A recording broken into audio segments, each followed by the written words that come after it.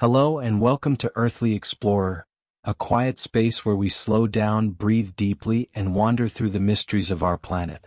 Tonight, our journey does not take us to distant forests or prehistoric worlds, but down into the waters that surround us, the oceans. They cover more than 70% of Earth's surface, yet they remain in so many ways unknown. We often call space the final frontier, but the truth is that the ocean, right here on our own planet, is just as mysterious, just as unreachable.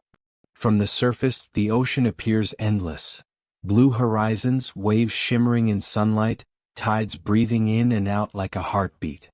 It feels familiar, comforting, a place where we swim, sail, or watch the sun set. But beneath that surface lies another world, a world of darkness and pressure, of strange creatures and shifting landscapes. It is a world we cannot easily enter, one that resists our efforts to explore. Tonight we will ask, why can't we truly explore the ocean? The answer lies not in a single obstacle but in many: depth, darkness, pressure, technology, cost, and sheer immensity. To descend into the deep sea is to confront the limits of our bodies, our machines, and even our imagination. The ocean is not just water. It is a vast, layered realm where light fades, pressure grows, and conditions become alien. Exploring it is like trying to walk on another planet, only this one lies beneath our feet. Consider depth. The ocean's average depth is about 3,700 meters, more than 2 miles. The deepest trenches plunge over 11,000 meters, nearly 7 miles into the earth. At such depths, the pressure is crushing, more than 1,000 times the air pressure we feel at sea level. Human bodies cannot withstand it. Even our strongest submarines creak under the weight. It is not simply difficult to go down there, it is a confrontation with physics itself. Then there is darkness. Sunlight only reaches a few hundred meters below the surface. Beyond that, light fades, and by 1,000 meters the ocean is pitch black. To explore these depths, we rely on artificial lights, but they illuminate only small patches of a vast abyss. Most of the deep ocean is hidden, cloaked in perpetual night. Life there has adapted with glowing bodies, bioluminescence flickering like stars in water. For us, though, the darkness is a barrier, limiting what we can see and understand. And yet, the ocean is not empty. Beneath the waves are mountains taller than Everest, valleys deeper than the Grand Canyon, and ecosystems unlike anything on land. Hydrothermal vents gush scalding water from Earth's crust, supporting entire communities of life without sunlight. Strange creatures drift in open water: jellyfish like glass lanterns, fish with teeth of crystal, squids with eyes the size of dinner plates. The ocean holds mysteries we can hardly describe, but most of them remain unseen because we cannot easily reach them. Our tools are limited. Submarines, remotely operated vehicles, and sonar have mapped some areas, but only a fraction of the seafloor has been explored in detail. Satellites can scan the ocean's surface, but they cannot penetrate its depths. Sonar can outline mountains and trenches, but it misses the fine details. Submersibles can dive, but only a handful have ever reached the deepest trenches, and each journey is costly, rare, and brief. For every glimpse we gain, thousands of miles remain untouched. Exploring the ocean is also expensive. Sending machines to great depths requires materials that can withstand crushing pressure, energy systems that last for hours, and designs that can return safely. Missions are few and far between, limited by budgets and risks. In contrast, space exploration often captures more funding and attention, even though the ocean is closer and perhaps more essential to our daily lives. We dream of Mars, but our own planet hides secrets just as extraordinary, secrets we barely touch. There is also scale. The ocean is immense, covering more than 360 million square kilometers. Even if we could send thousands of submersibles, it would take centuries to map everything. And the ocean is not still, it moves, shifts, and breathes. Currents sweep across basins, storms churn the surface, tectonic forces reshape the seafloor. It is a world in constant motion, making exploration not a single act but an ongoing pursuit against change itself. Picture yourself at the surface, gazing down into deep water. The waves reflect the sky, hiding what lies beneath. A submersible slips into the blue, lights cutting thin beams into the dark. For hours it descends, past fish that glow with their own light, past jellies drifting like spirits, until it finally lands on the seafloor. There, in the silence, strange creatures emerge from the shadows, life adapted to pressure and night. For a moment we see. Then the lights turn off, the machine rises, and the vastness closes in once more. The ocean keeps its secrets. This is why we cannot truly explore the ocean, not fully, not completely. Its depth, its pressure, its darkness, and its immensity place it beyond our reach. We touch it in moments, glimpse it in fragments, but the whole remains elusive. And perhaps that is part of its beauty. The ocean is not ours to conquer, but to respect. A reminder that even on our own planet, mystery endures. When we stand on a beach and gaze out at the horizon, the ocean seems vast. The waves stretch away until they blur with the sky, and we feel small beside it. But this feeling, powerful as it is, only hints at the true immensity of the seas. To understand why we cannot truly explore the ocean, we must first reckon with its size, a scale so overwhelming that even imagination falters before it. The ocean covers more than 360 million square kilometers, over 70% of Earth's surface. It holds 97% of all the planet's water. If all that water were spread evenly across the globe, it would form a layer more than 2 kilometers deep. Even mountains would vanish beneath it. The land we know, the continents on which we build our cities and grow our food, is only a thin crust at the edges of this watery planet. In truth, Earth is less a land world than an ocean world. Beneath the waves lies a hidden landscape more varied and expansive than any continent. The seafloor is not flat but sculpted with mountain ranges, canyons, and plains.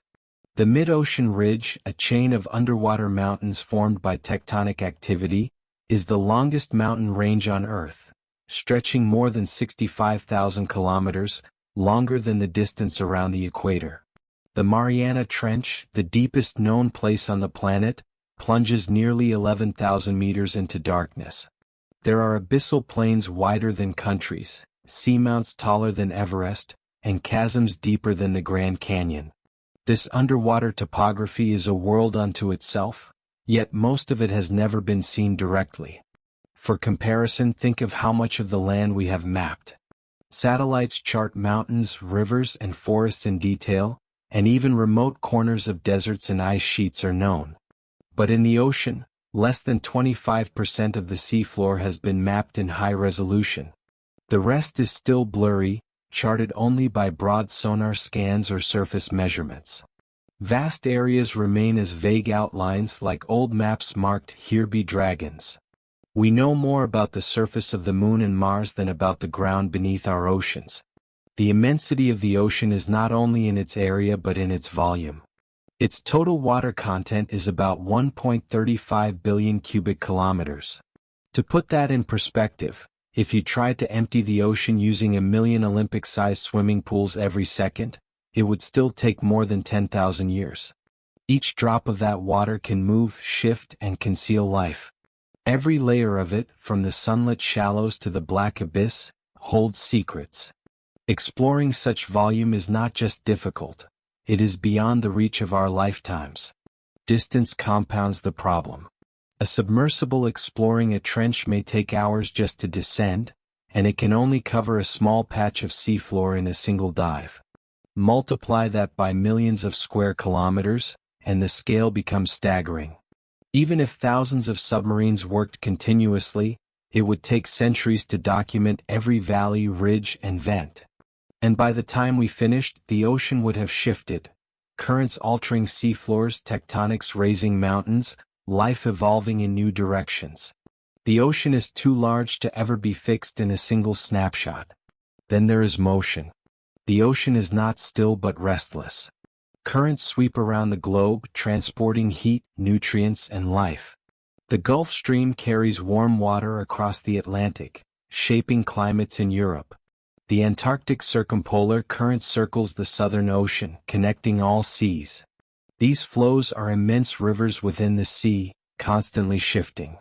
For explorers, they are both highways and hazards. Submersibles must fight against them and equipment must endure their drag. Mapping the ocean is like trying to chart a landscape while the ground itself is moving beneath you. The immensity also extends vertically. Unlike land, which has a clear surface, the ocean is layered. The sunlit zone where most life we know thrives, the twilight zone where light fades, the midnight zone where darkness reigns, and the trenches where pressure crushes. Each layer is a world of its own, requiring different tools and adaptations. To explore the ocean fully would mean not just crossing distances horizontally, but descending through these vertical realms, each vast, each largely unknown. Picture yourself floating above the open ocean, with nothing but water in every direction. Beneath you lies kilometers of depth, a volume of water larger than any mountain you've seen, any land you've walked. Imagine descending, past shimmering schools of fish, past the last rays of sunlight, into darkness where glowing creatures drift like stars. Hours pass as you sink, yet you have reached only a fraction of the abyss. At the bottom lies a landscape stretching farther than the eye can see, mountains and valleys untouched. You are a single point in an endless blue world. That is the scale of the ocean.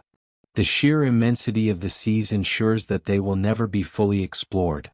We can map fragments, visit selected sites, glimpse corners of its vastness. But to know it all is impossible, not for lack of effort but because its size defies human scale. The ocean is not a puzzle to be solved but a universe to be sampled. Every expedition adds a piece, but the whole will always remain beyond us. And perhaps that is the truth we must embrace. The ocean is not meant to be conquered. Its immensity is its identity, its reminder that Earth is greater than us. To explore it fully would be to remove its mystery. To leave it partly unknown is to honor its vastness. Standing at sea level, it is easy to think of the ocean as gentle. Waves lap at the shore, tides pull softly at our feet, and the horizon feels calm. But this surface calm is an illusion. The deeper we go, the stranger, harsher, and more alien the world becomes. Pressure builds with every meter, creating conditions that few creatures and even fewer machines can endure. If the ocean's immensity makes exploration daunting, its depth and pressure make it nearly impossible. Pressure in the ocean increases by about 1 atmosphere for every 10 meters of depth.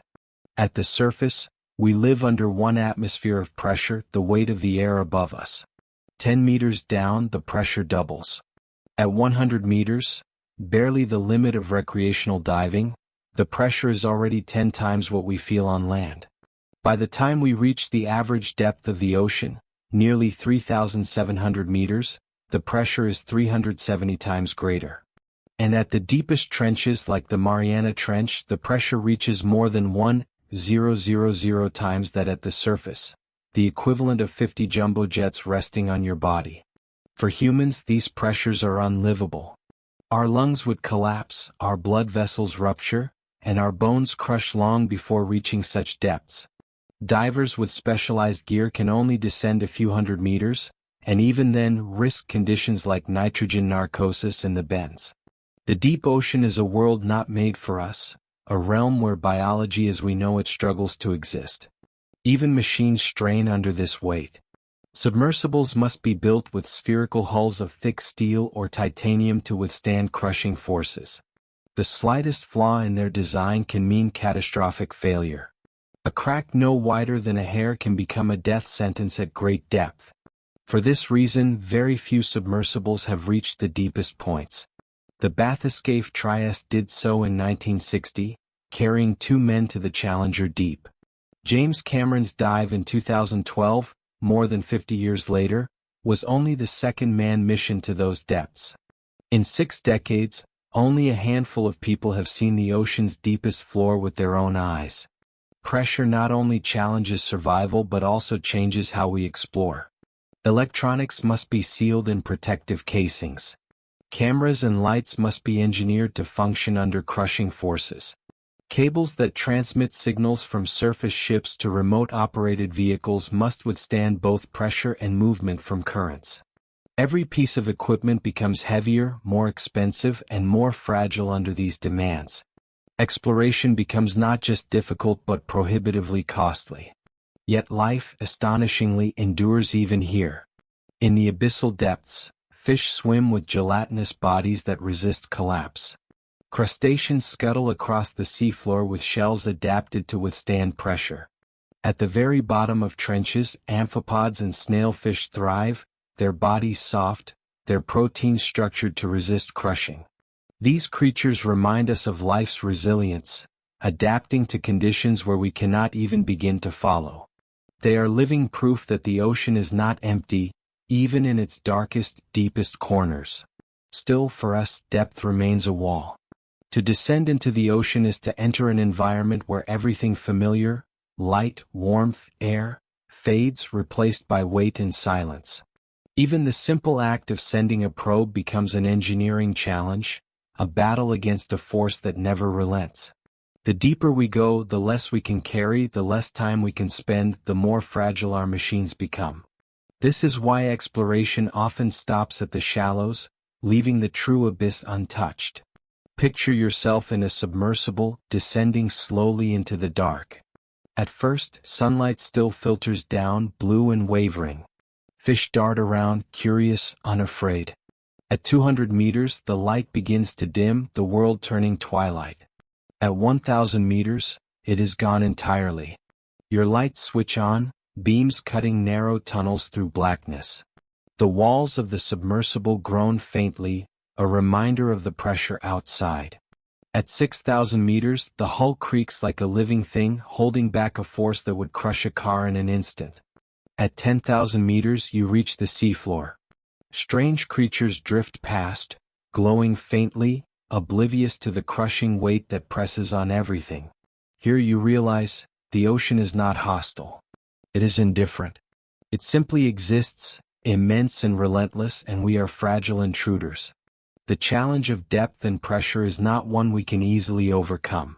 We may build stronger submersibles, we may send robots instead of people, but the laws of physics remain. The deeper we go, the more energy, time, and resources are required. Each dive is a victory against nature's weight, but also a reminder of its supremacy. This is why we cannot truly explore the ocean. Depth makes it alien, pressure makes it inaccessible. We can touch it briefly, glimpse it through glass and light, but the vast majority of it remains hidden. For every trench we visit, thousands remain unseen. For every creature we film, countless others live and die unseen in darkness. The ocean holds its mysteries close, guarded not by walls or barriers, but by weight itself. And perhaps it is fitting that way. The ocean's pressure reminds us that not all of Earth belongs to us. Some realms will always remain beyond reach, not through distance but through depth. The abyss is a world unto itself, and our role is not to conquer it, but to honor its existence, knowing it will always be larger than our grasp. The ocean greets us with light at the surface. Sunlight glitters across waves, filters down through clear shallows, and dances on sandy seabeds. But this brilliance does not last. With every meter of depth, the light fades. At first it softens, blues and greens dominating as reds vanish. Then it dwindles until finally, it disappears altogether. Beyond 1,000 meters, there is only blackness, darkness so complete it erases all familiar shapes and colors. This darkness is one of the greatest barriers to exploration. On land, even at night, the moon or stars offer faint light, and our eyes can adjust. In the deep ocean there is nothing. The absence is absolute. For us, vision is the primary sense, but here it fails. To explore, we must bring our own light, lamps mounted on submersibles, beams piercing the dark. Yet artificial light has limits. It illuminates only narrow cones, small patches of seafloor, tiny glimpses of an endless abyss. Beyond those beams, the ocean stretches invisible. For life in the ocean, darkness is not a barrier but a way of existence. Creatures in the twilight zone between 200 and 1,000 meters rely on large, sensitive eyes to catch faint glimmers of the fading sun. Lanternfish, bristlemouths, and squids hover here, rising at night toward the surface to feed, then sinking back down at dawn. Deeper still, where no sunlight penetrates, life has adapted in stranger ways. Many creatures produce their own light, bioluminescence, glowing in blues, greens, and occasional reds. Bioluminescence is one of the great marvels of the deep. Tiny plankton flash when disturbed, startling predators. Fish dangle glowing lures to attract prey. Squids release clouds of glowing ink, confusing attackers. Some animals use light to signal mates, to camouflage against faint surface glimmers, or to hunt in perfect darkness. These sparks of living light turn the abyss into a starfield, galaxies of creatures glowing and fading as they drift. For them, darkness is not emptiness but a canvas on which life paints its survival. For us, however, darkness limits knowledge. Cameras and lights can capture what they touch, but they also alter it. Some creatures flee from light, others freeze, behavior disrupted. Many animals remain unseen, hidden in the dark just beyond illumination. Even our most advanced cameras cannot replicate what these creatures see and experience in their own bioluminescent world. Our glimpses are partial, incomplete, filtered through beams of human invention. The darkness also hides landscapes. Mountains, trenches, vents, and plains lie unseen without sonar or lights. Even with sonar, we detect outlines but not details. We cannot see the color of a coral, the texture of a vent, or the subtle motion of a deep-sea current. The majority of Earth's geography is cloaked, invisible not because it is far away, but because it is shrouded in perpetual night. Darkness also poses psychological challenges. For divers or submersible crews, descending into blackness is like entering an endless void. Beyond the glass lies nothing visible, only the faint reflection of one's own face. The beams of lights reach out, but they stop quickly, swallowed by black water. It is easy to feel lost, disoriented, surrounded by emptiness that has no boundary. Even seasoned explorers speak of unease in these depths, where the mind strains against what it cannot see. Picture a dive into this realm. At first, the water glows faintly as sunlight filters down. Fish shimmer in silver schools, reflecting glimmers like mirrors. At 200 meters, reds vanish, leaving only blues and greens. By 500 meters, light is thin, shadows thick. At 1,000 meters, the last sunlight is gone. You switch on lamps, beams cutting narrow tunnels through blackness. Suddenly, eyes flash back, reflecting your light. Creatures adapted to this world of shadow. Some drift with lanterns glowing from their bodies. A squid pulses red in bioluminescent bursts. Then, beyond the reach of your beams, the darkness returns, infinite and untouched. This is the reality of exploring the ocean. Each light reveals a fragment, while the rest remains hidden. No matter how strong our lamps, the abyss is too vast, too deep, too dark to capture. We can only ever sample, never truly see it all. Darkness, more than any physical wall, ensures that much of the ocean will remain unknown. And yet, in this limitation lies wonder. The ocean's darkness is not just absence but presence. A presence of mystery, of the unseen, of life that glows against all odds. It is a reminder that Earth holds realms as alien as any exoplanet, places where the sun never shines and yet life thrives. To stand at the edge of such a world is to confront humility, to recognize that knowledge has boundaries, and that mystery endures. This is why we cannot truly explore the ocean. Darkness conceals, resists, and transforms. It forces us to admit that vision, the sense we trust most, fails here. We can send lights and cameras, but we will always see only fragments, never the whole. The abyss remains, black and silent, a reminder that some parts of Earth are not made for our eyes. For as long as humans have gazed at the ocean, we have dreamed of exploring its depths. Ancient myths told of sea gods and monsters, stories born from the mystery of waters we could not enter. In time, ships carried us across the surface, but the deep remained forbidden. Only in the last century did we begin to send machines downward, submarines, robots, and sonar, to pierce the veil of water. And yet, for all our progress, the ocean still resists us. Technology has opened doors, but it has also revealed how narrow those doors truly are. The first great breakthrough came with submersibles. Unlike divers who are limited by air and pressure, submersibles encase people in protective spheres of steel or titanium, designed to withstand immense forces. The bathyscaphe Trieste made history in 1960 when it descended to the deepest known point on Earth, the Challenger Deep of the Mariana Trench, nearly 11,000 meters below the surface. Two men, Jacques Picard and Don Walsh, peered through a tiny porthole into the abyss, staying for only 20 minutes before returning. Their feat remains legendary, but it also revealed the limitations. The dive was brief, dangerous, and unrepeatable on a large scale. The abyss had been touched but not tamed. Since then, only a handful of manned dives have reached such depths. James Cameron's 2012 solo dive to the Challenger Deep brought new images and samples, but again the mission was costly and rare. More recently, the DSV limiting factor has made multiple descents, proving that repeated exploration is possible. Still, each dive requires enormous resources, specialized design, and carries risk. Manned exploration of the deep is not routine.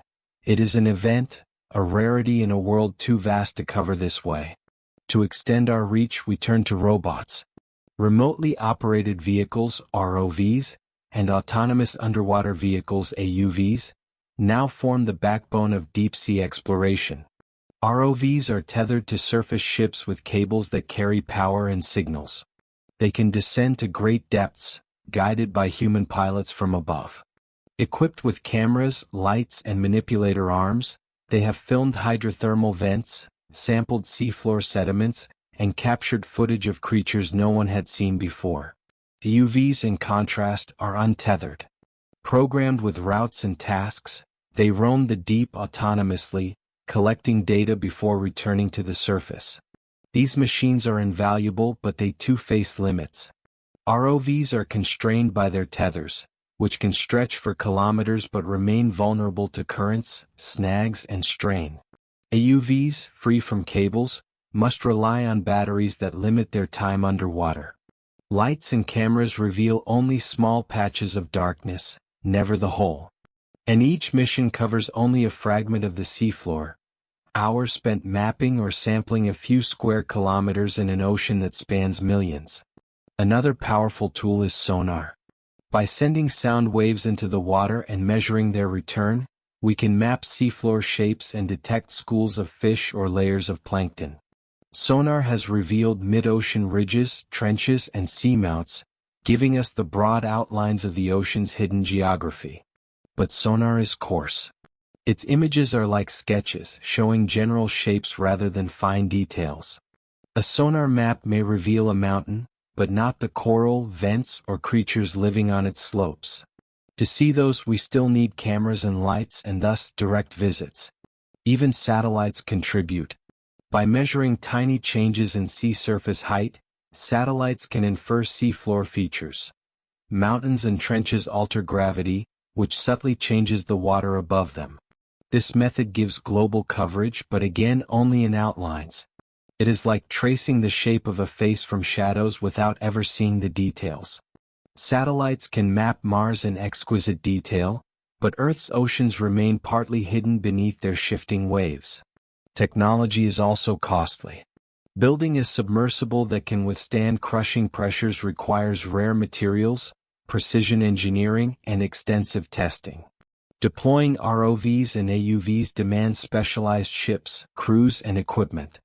Each expedition costs millions of dollars, limiting how often they can occur. Space missions often capture more attention and funding, even though the ocean is closer and equally mysterious. The deep sea competes not only with physics but with priorities.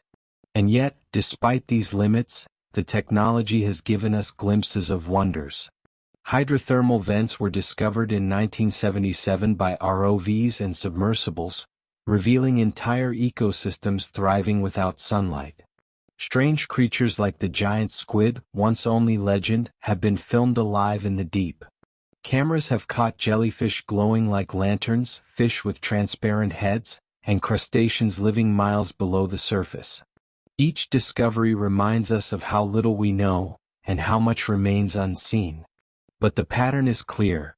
For every discovery, the scale of the unknown expands. Each new trench visited reveals dozens of new species. Each new vent field filmed shows ecosystems unlike any before. Technology opens windows, but the ocean is a house with infinite rooms. We can light a few, but the rest remain dark.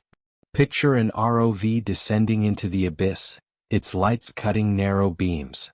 It moves across the seafloor, cameras capturing ghostly fish and strange corals. Its manipulator arm reaches out, collecting a sample of rock or life. Above, on the ship, scientists watch screens, gasping at forms never recorded before. Yet all the while, the ROV explores only a few square meters, while thousands of kilometers stretch unseen around it. For every glimpse, an ocean remains hidden. This is why we cannot truly explore the ocean. Our technology, though remarkable, is still fragile before the deep. Submarines strain against pressure. Robots are bound by tethers and batteries, sonar sees only outlines, satellites only hints. We can sample, record, and marvel, but we cannot yet roam freely through the abyss. The ocean remains, in essence, a realm beyond reach, a world that humbles our machines. And perhaps it should. For the ocean is not merely a frontier to conquer, but a mystery to respect. Its resistance to exploration is part of its identity, a reminder that even in an age of satellites and computers, Earth still holds secrets no machine can fully unveil. Exploration has always carried a price. To climb Everest, to sail across oceans, to reach the moon, all required immense resources, planning, and sacrifice. But when it comes to the deep ocean, the cost is not only financial. It is logistical, technological, and cultural. The oceans are close, surrounding us everywhere, yet they remain poorly known because the price of reaching their depths is staggering, and because our gaze often turns upward to the stars instead. Let us first consider the financial burden. A single deep-sea expedition can cost millions of dollars. To send a submersible or remotely operated vehicle into the abyss requires a specialized support ship, equipped with cranes, winches, and laboratories. These ships themselves cost tens of thousands of dollars per day to operate, consuming fuel, maintaining crews, and powering equipment. Add to this the expense of building and maintaining the submersibles, machines engineered to withstand pressures thousands of times greater than air, and the figures rise quickly. Every dive is an investment, every glimpse into the deep a costly gamble. Unlike space missions, which often capture headlines and inspire funding, deep-sea exploration struggles for attention. A rover landing on Mars sparks global celebration. A dive to the Mariana Trench, equally daring, passes quietly in the news. Governments and private investors often prioritize space, viewing it as the realm of future expansion, while the ocean is seen as a resource rather than a frontier. This disparity skews funding. Billions flow into rockets, while oceanographers scrape together smaller budgets for expeditions that reveal no less wonder. Logistics add another layer of cost. The ocean is not a stable platform. Waves, storms, and currents make launching and retrieving submersibles dangerous. Weather delays missions sometimes for weeks. Equipment can fail under strain, lost to the depths forever. Even the simplest tasks, sending a robot down, recording video, collecting samples, become complex when carried out in darkness, under crushing pressure, through kilometers of shifting water. Each mission requires months of planning with contingencies for failure. Then there is time. Exploring even a single site can take days. A submersible may spend hours descending, only to reach the seafloor with limited battery life remaining. Mapping a trench or ridge requires repeated dives, each covering only small areas. To study an entire ocean basin would require lifetimes. When weighed against other scientific priorities, such long, slow work can seem daunting. For many institutions, the return on investment feels too distant, too incremental. Cultural priorities also shape cost. Humans are drawn to the sky. The stars inspire us with dreams of expansion, of leaving Earth behind. The ocean, by contrast, is familiar on the surface, yet hostile below. Its darkness and pressure intimidate rather than inspire. As a result, exploration of space often seems noble, while exploration of the sea seems practical. This perception influences funding, tilting resources towards space agencies rather than oceanographic institutes. The irony is that we know more about the surface of Mars than the seafloor of our own planet. Still, the cost of ocean exploration is not without reward. Each dive has yielded discoveries of immense value: new species, unknown ecosystems, geological insights, even potential medical compounds. Hydrothermal vents, discovered only in 1977, revealed entire worlds of life thriving without sunlight, revolutionizing our understanding of biology. Deep-sea microbes produce chemicals that may one day cure diseases. Seafloor mapping reveals tectonic patterns that help us understand earthquakes and volcanoes. The rewards are real, but they require investment, patience, and recognition of value beyond immediate gain. Some argue that the ocean's mysteries could one day provide solutions to human challenges. Deep-sea mining may yield rare minerals. Marine organisms may inspire new medicines or technologies. Understanding ocean currents and ecosystems may help us predict climate change. In this sense, the cost of exploration is not wasteful but essential, a down payment on knowledge that sustains our future. Yet until such benefits are widely recognized, funding will remain a barrier, and the ocean will remain largely unknown. Picture a research ship anchored above a trench. On deck, scientists prepare an ROV for launch. The machine, packed with cameras, lights, and sensors, represents years of work and millions of dollars. Crew members strain against wind and spray as they lower it into churning waves. Hours later, the ROV transmits images: ghostly fish, glowing jellyfish, black corals swaying on slopes. The scientists cheer, yet they know they have seen only a tiny patch of seafloor. Tomorrow they will move a few kilometers and repeat. The ocean, vast and patient, waits, its mysteries unfolding only as quickly as our funds and tools allow. This is why we cannot truly explore the ocean. It is not only a matter of depth or darkness but of cost. Exploration requires money, time, and commitment, all of which are scarce. Our technology could achieve more, but without resources it sits idle. The ocean's secrets remain locked not only by physics but by economics and human choices. And perhaps this is another lesson the ocean teaches: discovery is not free. It demands investment, patience, and sacrifice. To know the deep, we must value it not as a resource to extract but as a world to understand. Until then, its immensity will remain half seen and half forgotten, waiting for us to choose. The ocean is not still. It breathes, it churns, it heaves against the boundaries of land and sky. Even on calm days, its surface shifts endlessly, waves rolling across its skin. Beneath that surface, currents flow like hidden rivers, looping across basins, carrying heat and salt, driving weather and climate. To explore such a restless world is to contend not with a fixed environment but with a system in perpetual motion. The ocean never holds still for us, and in this restlessness lies another reason why we cannot truly explore it. Let us begin with storms.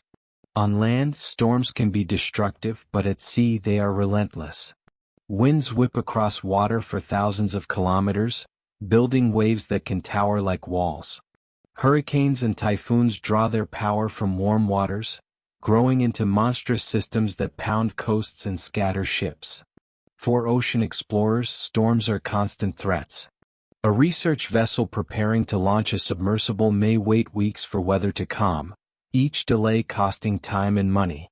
Even when launched, submersibles can be endangered by surface storms.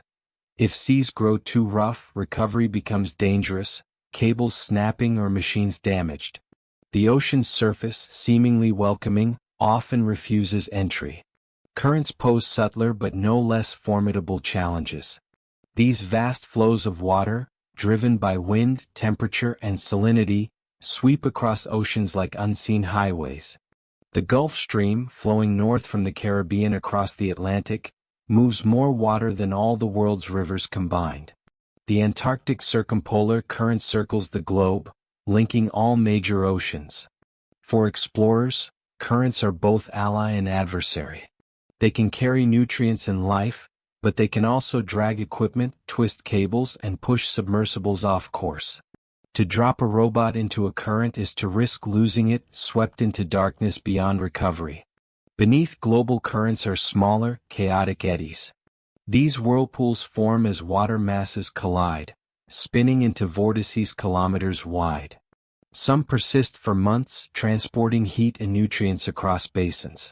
For instruments or divers, eddies create unpredictability, shifts in temperature, turbulence, and flow that complicate measurements. The ocean is not a steady pool but a shifting labyrinth, always in flux. Then there is the motion of waves themselves. Even in deep water, swells generated by distant storms travel for thousands of kilometers, lifting and dropping ships like toys. Launching delicate instruments in such conditions is risky. A robotic arm may misfire, a cable may snap under strain. At the surface, explorers must wait for rare calms, while beneath, the motion of water complicates navigation. Unlike land, where a mountain stands unmoving, the ocean floor is hidden beneath a shifting roof of restless waves. The ocean's restlessness extends vertically as well. Warm surface waters mix with cooler, deeper layers in a process called thermohaline circulation. This mixing distributes nutrients, oxygen, and heat, sustaining ecosystems. But for exploration, it creates moving boundaries, layers that scatter sonar, confuse instruments, and shift unexpectedly. A submersible may cross into colder water and find its buoyancy altered, its sensors miscalibrated. Even light is bent and distorted by moving water, making visual exploration challenging. For life in the ocean, these motions are the essence of survival. Currents bring food, waves stir oxygen, storms mix nutrients. Fish, plankton, and whales migrate with flows, surfing the energy of water. But for us, these same forces are obstacles. Our machines crave stability, fixed positions, stillness for observation. The ocean offers none. Every dive, every measurement, is taken in a medium that moves constantly, a partner that resists our desire for control. Picture a research ship in mid-ocean, preparing to lower an ROV into the deep. The sea appears calm, but swells roll gently beneath. As the machine is lowered, currents tug at its tether, dragging it sideways. Pilots on the ship adjust controls, struggling to keep it steady. Hours later, a sudden storm sweeps in, winds howling, waves crashing against the hull. The mission is aborted, the ROV hauled up through turbulent water. Days of planning vanish in hours of weather. The ocean has made its point. It moves according to its own rhythm, not ours. This constant motion is another reason we cannot truly explore the ocean. It is not simply vast and deep, it is alive with energy. Storms batter us, waves toss us, currents sweep our tools away. Unlike deserts or mountains, the ocean is not static terrain. It is a dynamic system, its landscapes hidden beneath layers of moving water. To explore it is not to cross ground but to battle motion itself. And perhaps this motion is part of the ocean's mystery. Its currents connect continents, its storms shape coasts, its waves remind us of its power. The ocean resists being pinned down, measured, and mapped in totality. It will always flow beyond our grasp, reminding us that stability is an illusion in its realm. When most people imagine the ocean, they think of dolphins leaping through waves, coral reefs glowing with color, or schools of fish shimmering beneath sunlight. Yet these familiar forms represent only a fraction of ocean life. Beneath the surface lies a realm that defies imagination. The deep sea, where pressure crushes, light vanishes, and temperatures hover just above freezing. Here, life has adapted in ways so alien that it often feels more like science fiction than biology. And it is here that exploration meets one of its greatest challenges, not only reaching these creatures but truly understanding them. The first barrier is distance. Deep-sea creatures live miles below the surface, in places visited only rarely by submersibles or remotely operated vehicles. Each descent takes hours, each mission covers only tiny areas. A new species might drift just meters away from a camera, unnoticed in the darkness. Entire populations may live and die in trenches we have never entered. Unlike forests or savannas, where scientists can observe animals directly, the deep ocean hides its inhabitants behind pressure, darkness, and vastness. The second barrier is fragility. Many deep-sea animals are adapted to pressures 1,000 times greater than those at the surface. Their bodies are soft, gelatinous, and delicate, collapsing when brought upward. Fish with transparent heads, jellyfish that glow with fragile filaments, crustaceans with shells tuned to abyssal conditions, all disintegrate when removed from their home. This means most deep-sea life cannot be studied alive in laboratories. We see them only briefly in flickering lights of ROVs, or as collapsed remains retrieved in pressurized traps. Their mystery endures because their biology is inseparable from the deep itself. Bioluminescence is one of their most striking traits. In the absence of sunlight, many creatures make their own light. Some use it to lure prey, dangling glowing lures like lanterns in the dark. Others use it to startle predators, flashing bright bursts that confuse attackers. Some camouflage themselves, glowing faintly to match the dim light above, blending into the darkness. This living light fills the abyss with flickers, pulses, and glows, a secret language of the deep. To us, it appears alien, but to them, it is as ordinary as birdsong. The diversity of deep-sea life is staggering. Anglerfish drift with gaping jaws and glowing lures. Giant squids, once myth, live in shadows with eyes the size of basketballs, able to detect the faintest glimmer. Vampire squids, with red bodies and cloak-like webs, hover slowly in still water, feeding on detritus that drifts down like marine snow. Amphipods the size of dinner plates crawl across seafloors, scavenging fallen carcasses. In trenches, strange snailfish thrive where pressure would crush steel. Each species is a marvel of adaptation, surviving in places we can barely reach. Hydrothermal vents add even greater wonder. First discovered in 1977, these cracks in the seafloor spew superheated water rich in minerals. Around them, entire ecosystems thrive independent of sunlight. Giant tubeworms, clams, and crabs live off bacteria that feed on chemicals and vent fluids. These communities revealed a new principle of life. Not all ecosystems depend on the sun. Some depend instead on the earth itself, drawing energy from its heat and chemistry. For exploration, vents are both a marvel and a challenge. Fragile, scattered, and often unreachable without precise navigation. Studying these creatures is difficult not only because of access but because of time. Many deep-sea animals live slowly, their metabolisms adapted to scarce resources. Some fish may live for centuries, their lives stretching beyond our ability to observe. To understand such lifespans, we would need decades of continuous study, something nearly impossible in such remote conditions. Our knowledge remains snapshots, fragments of a story too vast for us to capture in full. Picture an ROV drifting along the abyssal plain. Its lights cut cones through blackness, revealing ghostly shapes. A jellyfish drifts, its body like glass, filaments glowing faintly. An anglerfish hovers, jaw agape, its lure swaying in the current. A shrimp flickers red, invisible in the abyssal darkness but glowing in artificial light.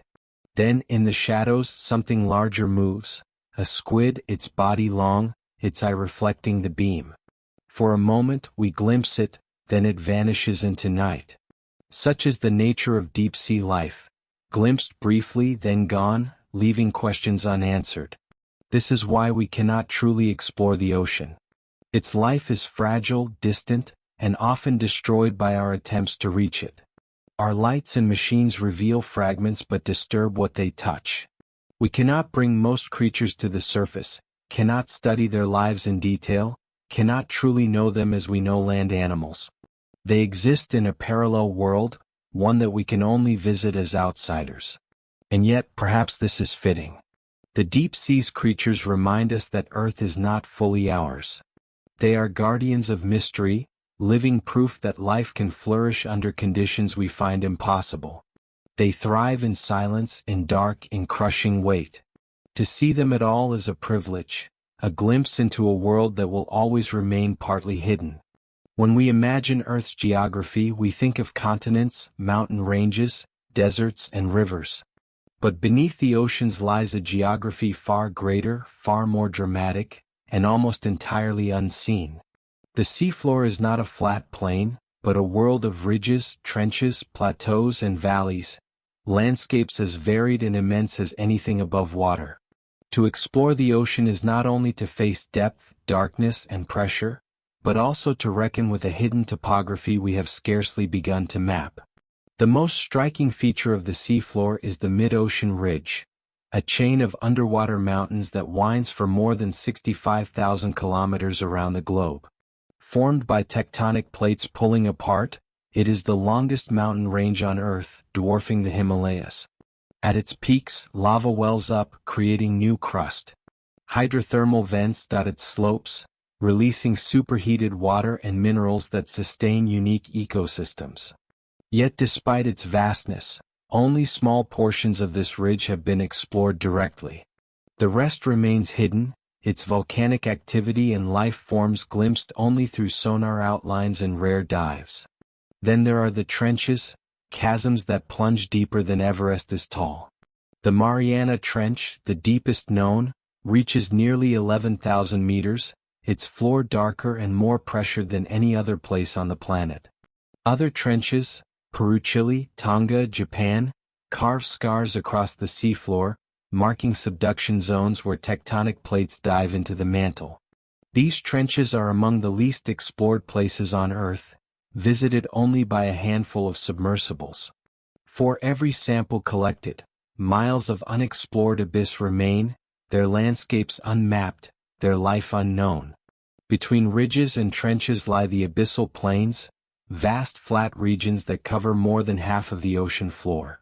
At first glance, they seem featureless, but in truth they are dotted with seamounts, extinct volcanoes that rise thousands of meters from the plains. Some seamounts harbor coral reefs and fish communities, oases of life in otherwise barren expanses. Others remain entirely unseen, detected only as faint bumps in sonar maps. With thousands of seamounts scattered across oceans, most of them remain unnamed, unexplored, and unstudied. Mapping these landscapes is more difficult than it seems. On land, satellites provide detailed imagery, but water blocks most signals. Satellites can infer seafloor shapes by measuring slight changes in sea surface height caused by gravity, but the resolution is coarse. Sonar offers more detail, sending sound waves downward to bounce off the seafloor. Multi-beam sonar can create maps with remarkable accuracy, but it requires ships to travel back and forth across oceans, line by line, like mowing a lawn. Given the immensity of the seas, this process is painstakingly slow. At our current pace, it could take centuries to map the entire seafloor at high resolution. And the seafloor does not stand still. Tectonic plates shift, volcanoes erupt, landslides reshape slopes, and sediments drift. In 1998, a massive undersea landslide near Papua New Guinea triggered a tsunami that killed thousands, an event linked to seafloor changes no one had mapped in detail. Hydrothermal vents open and close, ecosystems shift with them, mountains rise slowly as lava builds. To map the ocean is not to capture a static landscape but to chase a moving, changing world. Exploring these landscapes directly adds further difficulty. Submersibles can only visit tiny patches of the seafloor at a time. ROVs illuminate small areas, recording videos of vents, corals, or sediments. But to explore a seamount fully, to trace every ridge of a trench, would require thousands of dives. Even with modern robotics, the scale of the seafloor overwhelms us. What we know are fragments, snapshots stitched together into broad pictures, always incomplete. Yet what we do see is breathtaking. Hydrothermal vents, discovered only in the late 20th century, rise like chimneys, belching black smoke of minerals. Around them, giant tubeworms, clams, and crabs live in alien ecosystems. Cold seeps, where methane bubbles from sediments, host mussel beds and strange bacteria. Coral reefs cling to seamounts in darkness, their slow growth creating habitats for fish and invertebrates. Each discovery adds richness to the seafloor story, but also expands our awareness of how much we have yet to find. Picture a submersible drifting above a seamount. Lights sweep across corals growing on its slopes, fish darting among them. In the distance, vents glow faintly, plumes rising into darkness. The pilot steers carefully, aware that pressure outside could crush the hull instantly. On the ship above, scientists watch screens, their voices hushed. They know that what they see has never been seen before and may not be seen again. Around them, an ocean of unexplored terrain stretches, silent and hidden. This is why we cannot truly explore the ocean. Its landscapes are vast, dynamic, and buried beneath kilometers of water. We can map outlines, glimpse patches, sample fragments, but we cannot walk across its mountains as we do on land, cannot trace its valleys in detail, cannot hold its geography fully in our minds. The seafloor remains, for now, a world apart, our planet's hidden face. And perhaps it is fitting that way. The ocean holds landscapes as majestic as any desert or mountain, but it keeps them cloaked, reminding us that Earth still has secrets, still has wild places untouched. In an age where maps cover every continent, the ocean preserves mystery in its depths. When we think of barriers to exploration, we picture walls of pressure, vast distances, or stormy seas. But there is another obstacle, less obvious yet just as formidable: time. The ocean moves and changes on scales that dwarf human patience. Its processes unfold in hours and in millennia, in tides that shift daily and in currents that circle the globe over centuries. To explore it fully would require not only technology but time beyond what any one generation, or even civilization, can give. The first way time hinders us is in the pace of exploration itself. Every deep-sea dive is slow. A submersible may take hours just to descend to the seafloor. Once there, it can cover only a small patch in the few hours its batteries last. Remote-operated vehicles must creep cautiously, tethered by cables, their cameras and lights revealing only what lies within narrow beams. To map even a single seamount may require days of careful work. To cover an entire ocean basin could take centuries, even with fleets of machines. Time stretches against us, each mission a droplet against an ocean. Even mapping from the surface is slow. Multi-beam sonar ships travel back and forth across the sea, line by line, scanning the depths beneath. The ocean is too large for quick coverage. At current speeds, to map the entire seafloor in high resolution would take more than 200 years of non-stop surveying. By the time the task was complete, the ocean itself would have changed. Vents shifted, sediments drifted, ecosystems transformed. The seafloor is not static, so our maps are always, by necessity, out of date.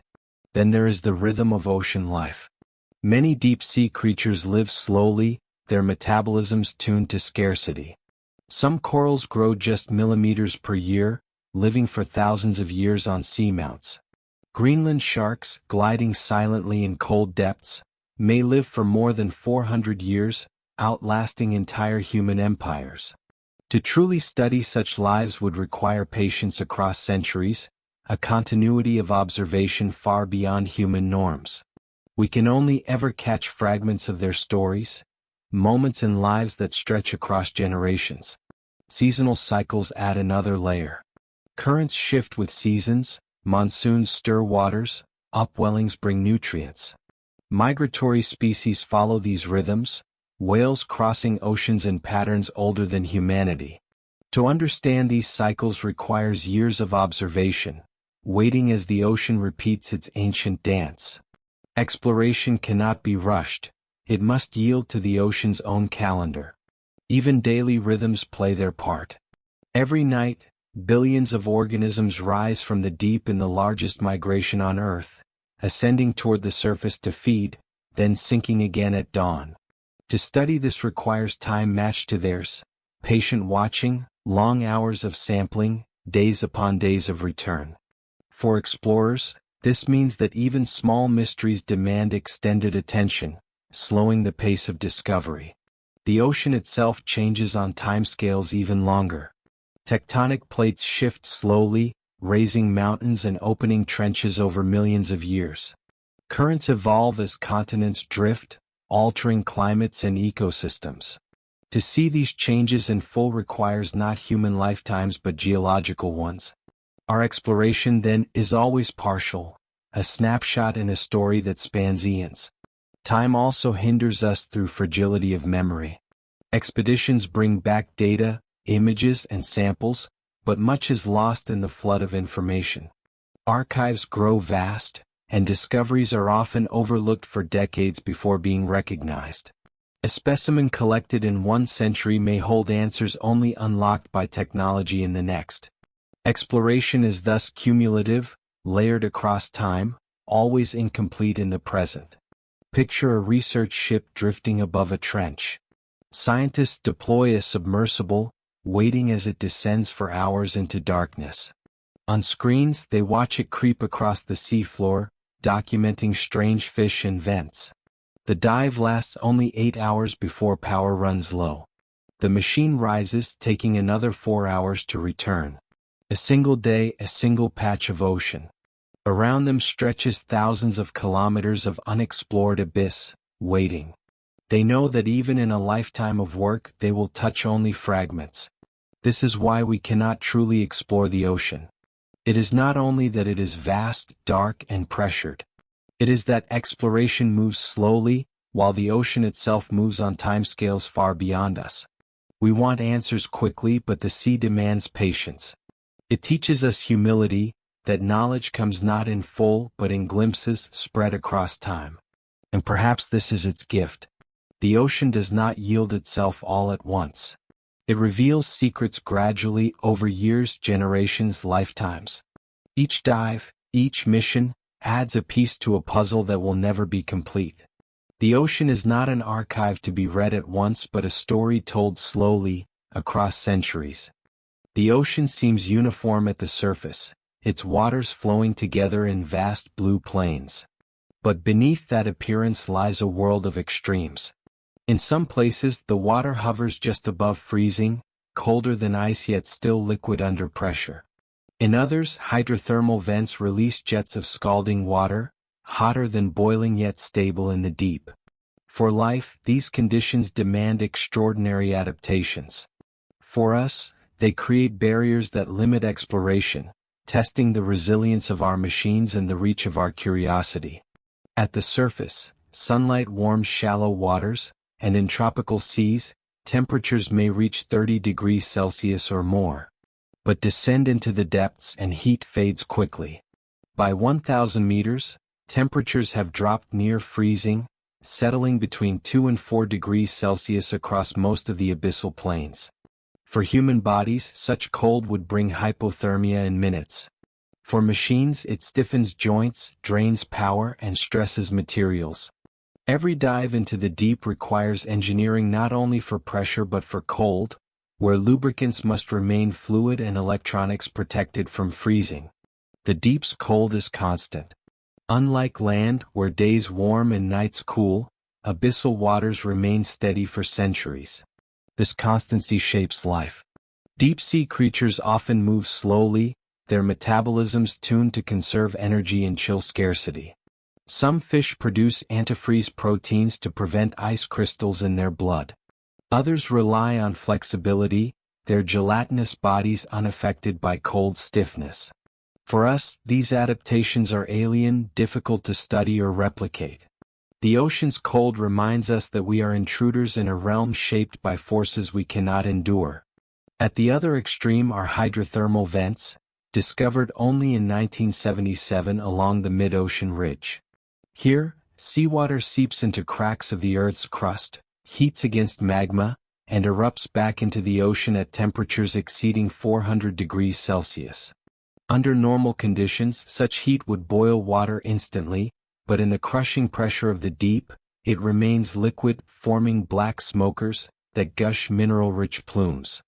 Around them thrive entire ecosystems, tube worms meters long, clams the size of footballs, shrimp with reflective eyes, living not on sunlight but on chemical energy from vent fluids.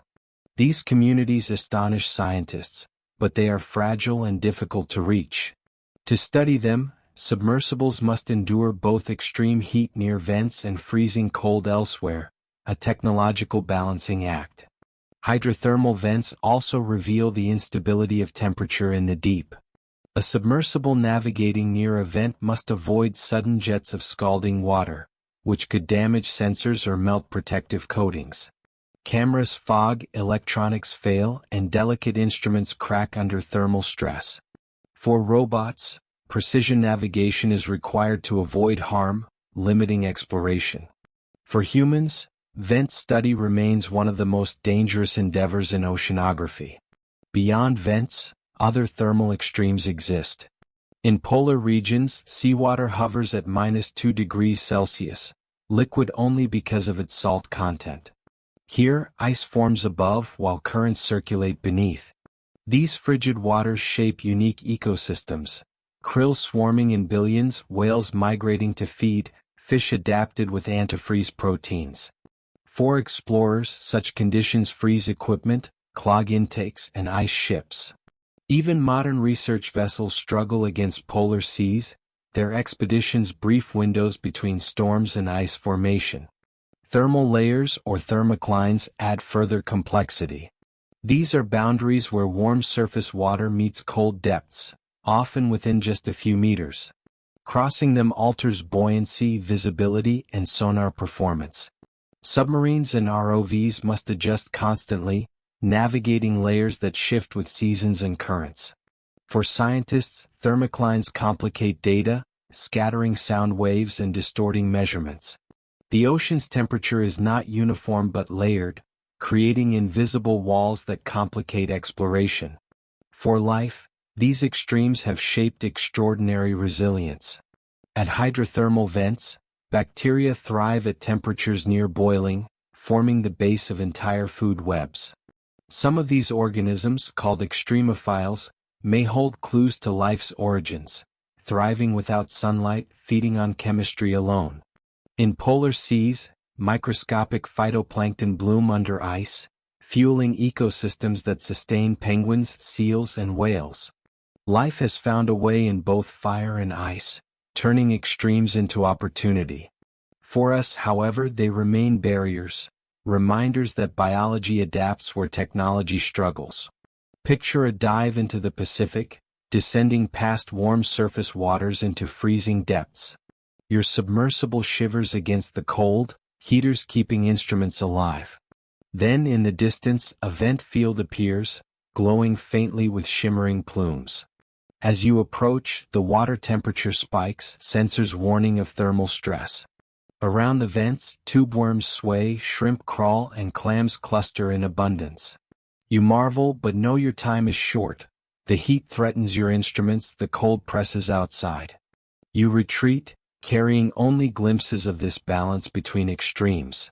This is why we cannot truly explore the ocean. Its temperatures shift from freezing to boiling in ways we cannot easily endure. Our machines falter in cold, fail in heat, and struggle at the boundaries between. The creatures that thrive here reveal the adaptability of life, but for us, exploration remains fragile.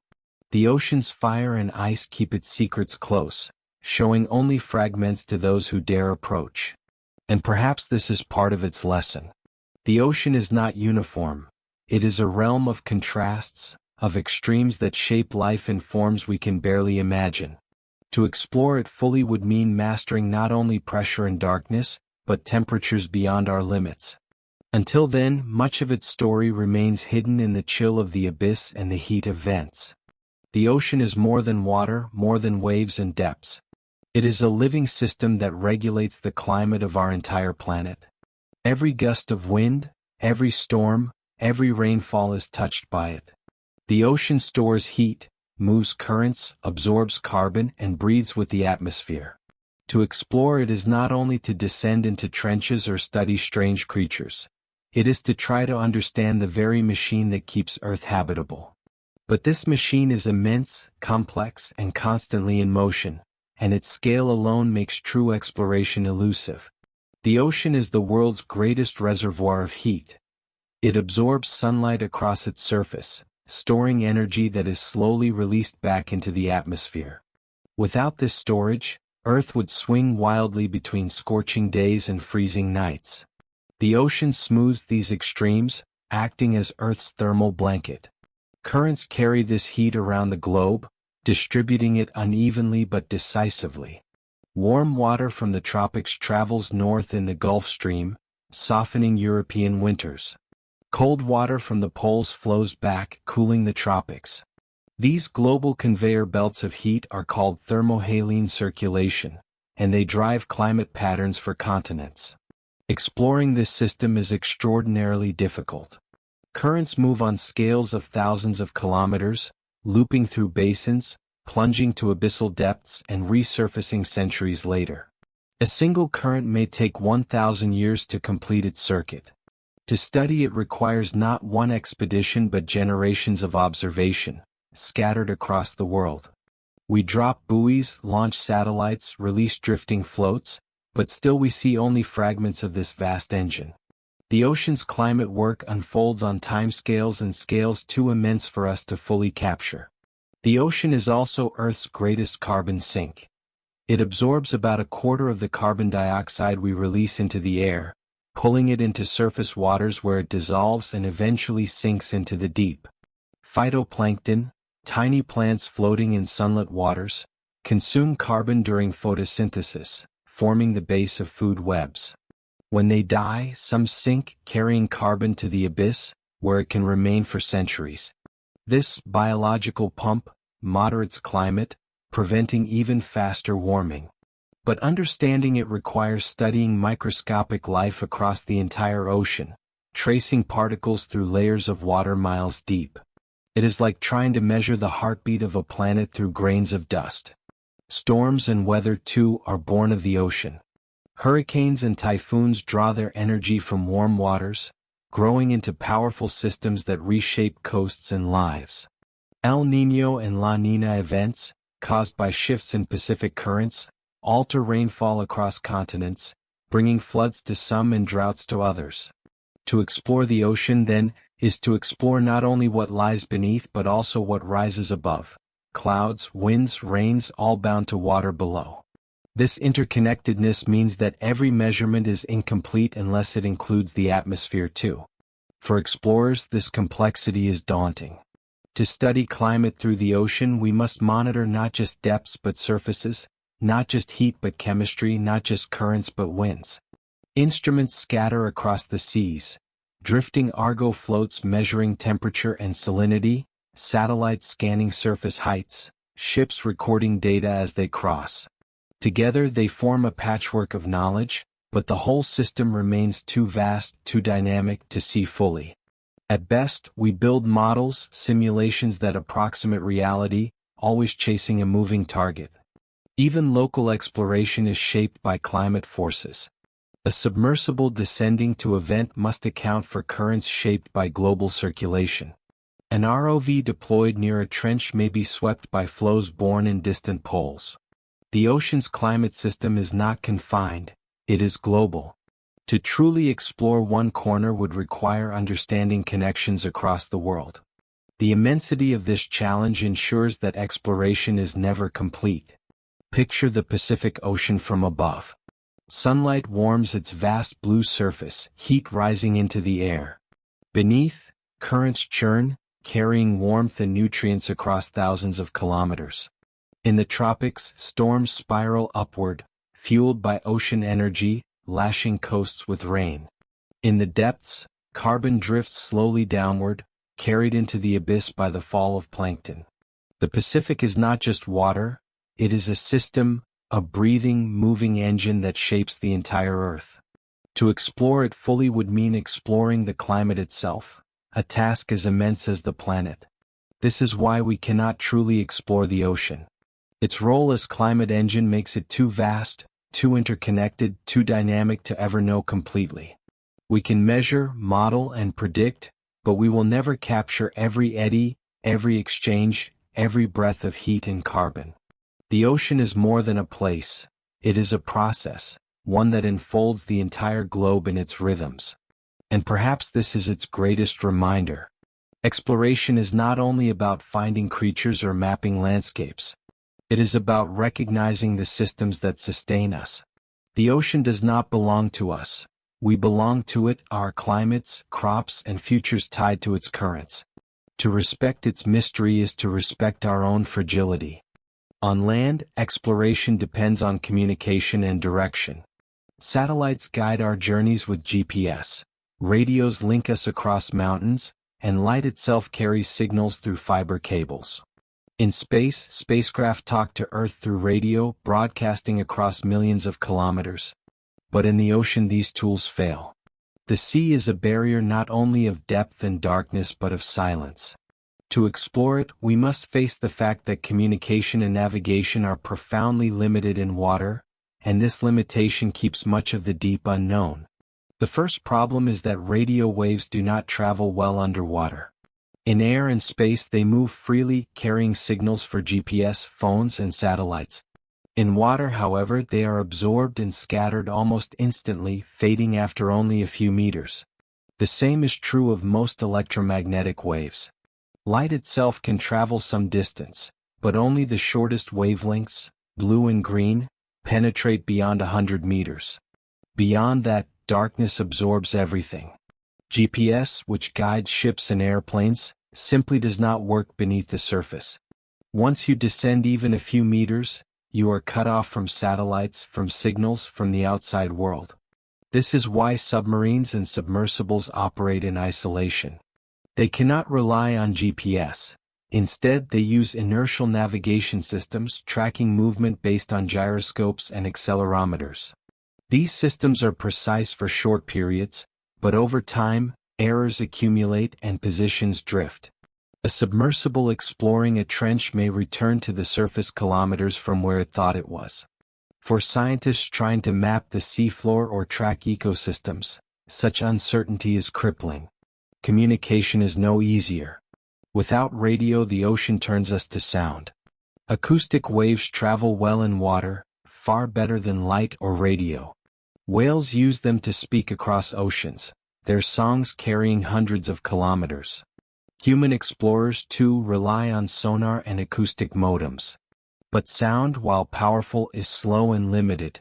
Data rates are tiny compared to radio or fiber optics. Sending a single image may take minutes. Latency is high. Signals bounce and scatter, confusing messages. For ROV pilots, this means delay and distortion, guiding machines through echoes rather than direct sight. For autonomous vehicles, it means operating mostly blind, storing data for recovery later rather than sending it live. Sonar itself, while vital, is imperfect.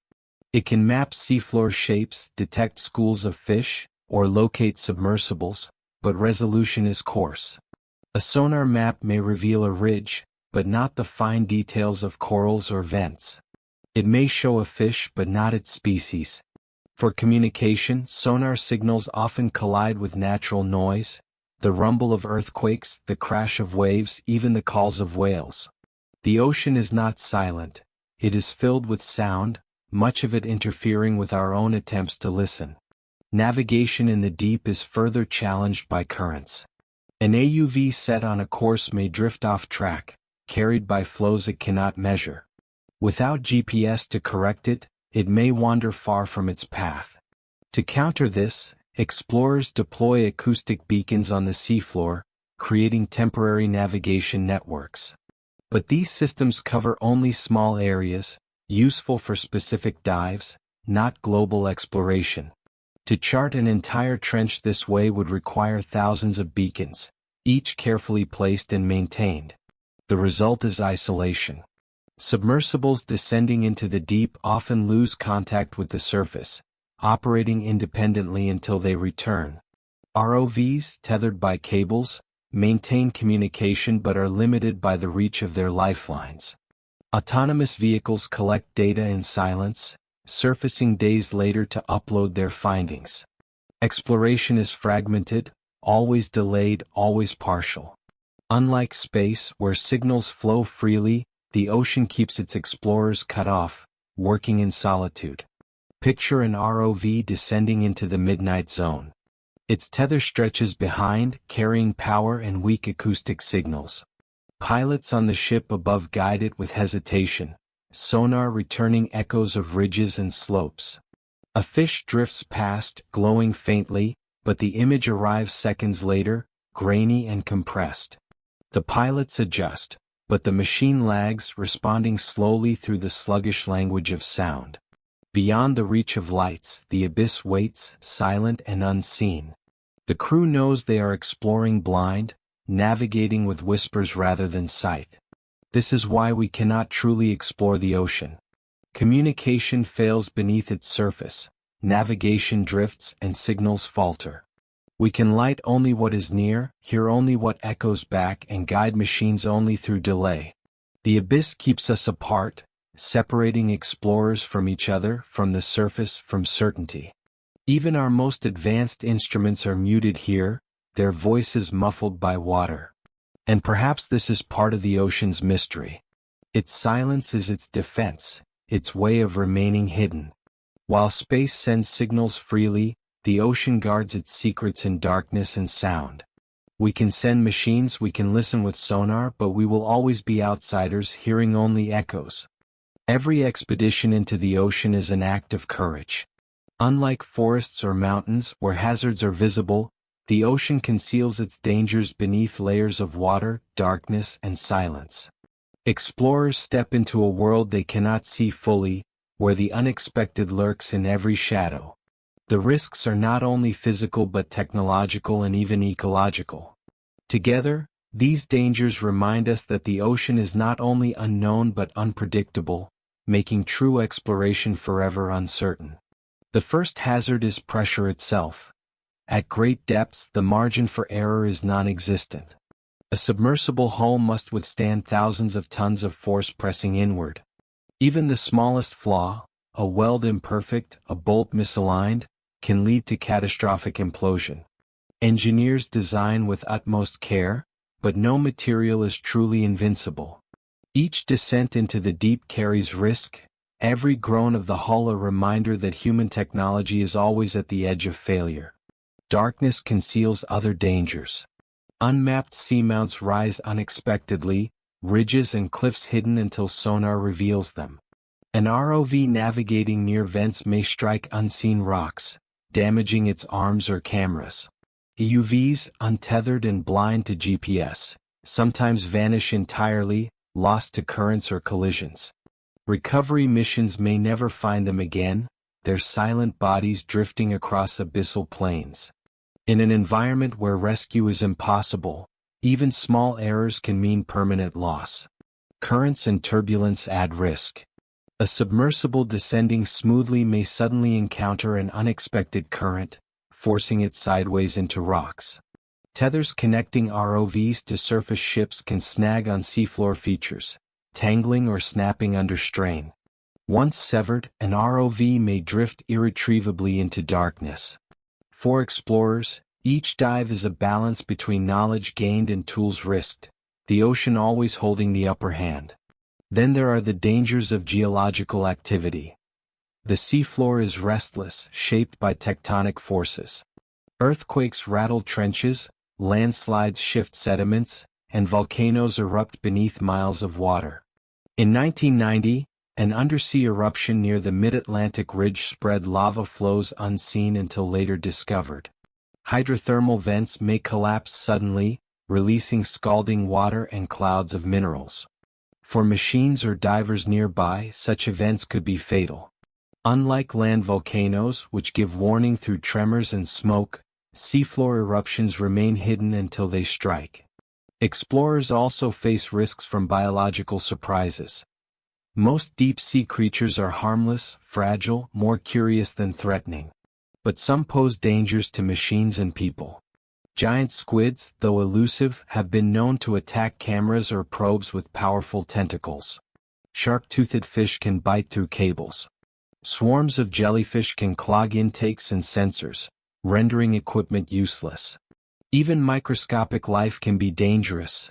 Extremophile bacteria that corrode metals or release toxins, invisible yet destructive. In a realm where life adapts in alien ways, encounters can be unpredictable. The ocean's unpredictability extends to the surface as well. Storms can rise suddenly, forcing expeditions to abort. Waves may damage launch systems, hurling machines against decks. In 2015, an ROV studying a vent field in the Pacific was lost to rough seas before recovery. For every mission that succeeds, others end in disappointment, the ocean reclaiming the machines sent to probe it. For humans, the psychological danger is real. Isolation in the deep can be overwhelming. Submersible crews sit in spheres no wider than a small room, surrounded by crushing weight. Hours pass in silence, illuminated only by beams of light and screens. The knowledge that rescue is impossible if systems fail weighs heavily. Even ROV operators on ships above describe a strange unease, guiding machines in darkness, unsure what lies beyond their lights. The deep sea tests not only our technology but our minds. Picture a dive into a trench. The submersible descends for hours, pressure mounting. At 6,000 meters, it approaches a slope dotted with vents. Suddenly, sonar reveals a ridge ahead, unmapped, unexpected. The pilot adjusts course, but a current sweeps the craft sideways. Lights flicker as the hull groans. Outside, a swarm of shrimp scatter, disturbed by the movement. In that moment, danger is everywhere. Pressure, rocks, currents, failure. The crew holds steady, but they know how narrow the line is between success and disaster. This is why we cannot truly explore the ocean. Every mission is fraught with risk, every discovery balanced against danger. Machines are lost, dives aborted, plans undone by hazards unseen. Unlike space, where hazards are distant but predictable, the ocean is close yet unpredictable. Its dangers lie not only in extremes but in surprises, the unknown that resists control. And yet, perhaps this unpredictability is part of the ocean's essence. It is not a place to be conquered, mapped neatly and controlled. It is alive, dynamic, and dangerous, reminding us that exploration is always an act of risk. The ocean keeps its secrets not by walls or barriers, but by uncertainty itself. When we picture exploration, we imagine discovery, strange new creatures, unseen landscapes, mysteries revealed. But exploration is never neutral. Every descent, every sample, every touch alters what it studies. On land we have seen this story before: forests cut, species lost, landscapes reshaped by human hands. In the deep ocean the risks are greater still, for ecosystems are fragile, isolated, and slow to recover. To explore the ocean fully would mean not only confronting physical limits but also asking, should we? The first ethical dilemma lies in disturbance. Deep-sea environments are delicate. Corals on seamounts may grow only millimeters each year, living for thousands of years. A single submersible brushing against them can break centuries of growth. Hydrothermal vent communities thrive in narrow, unstable zones.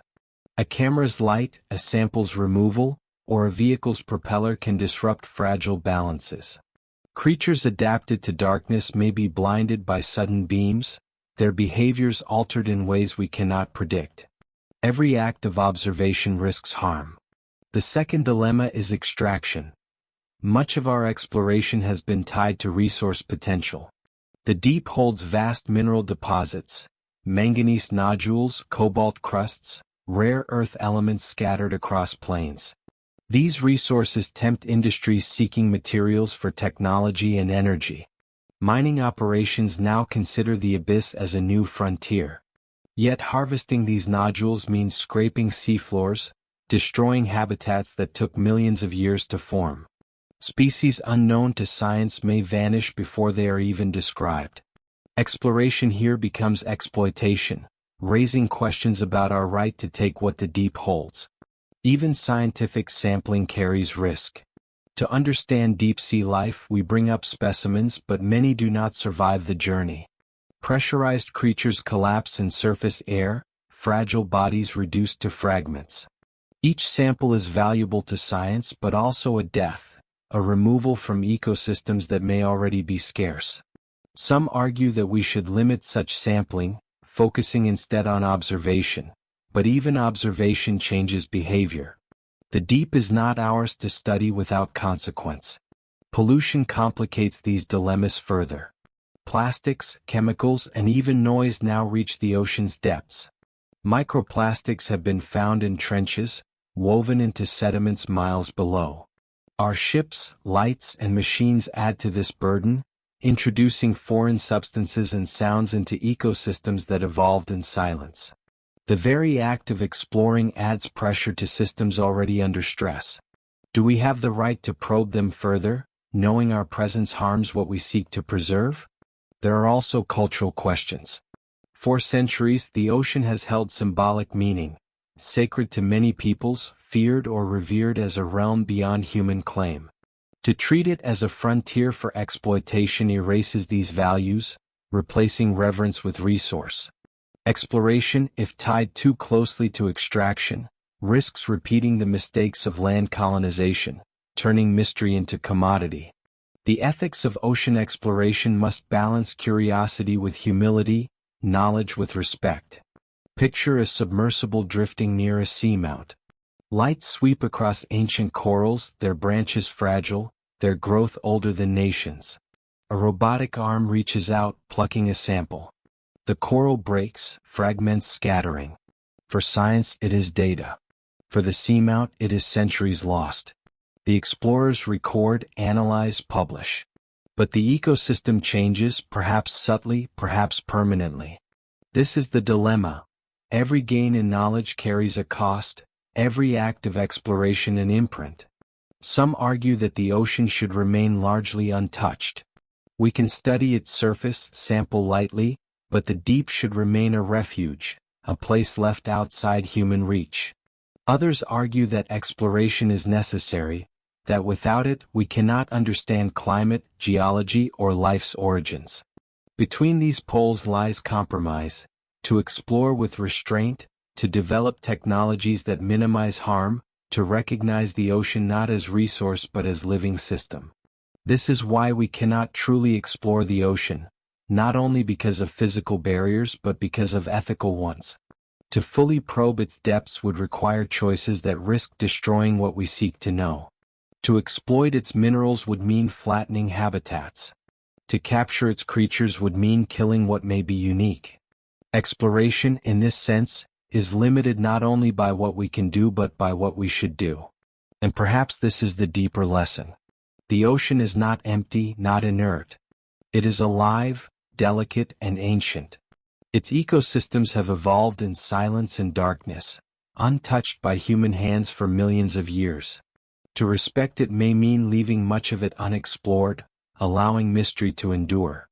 Exploration then becomes not conquest but reverence, a recognition that some secrets should remain secrets, some worlds preserved in their own rhythms. When people speak of the final frontier, they almost always mean space.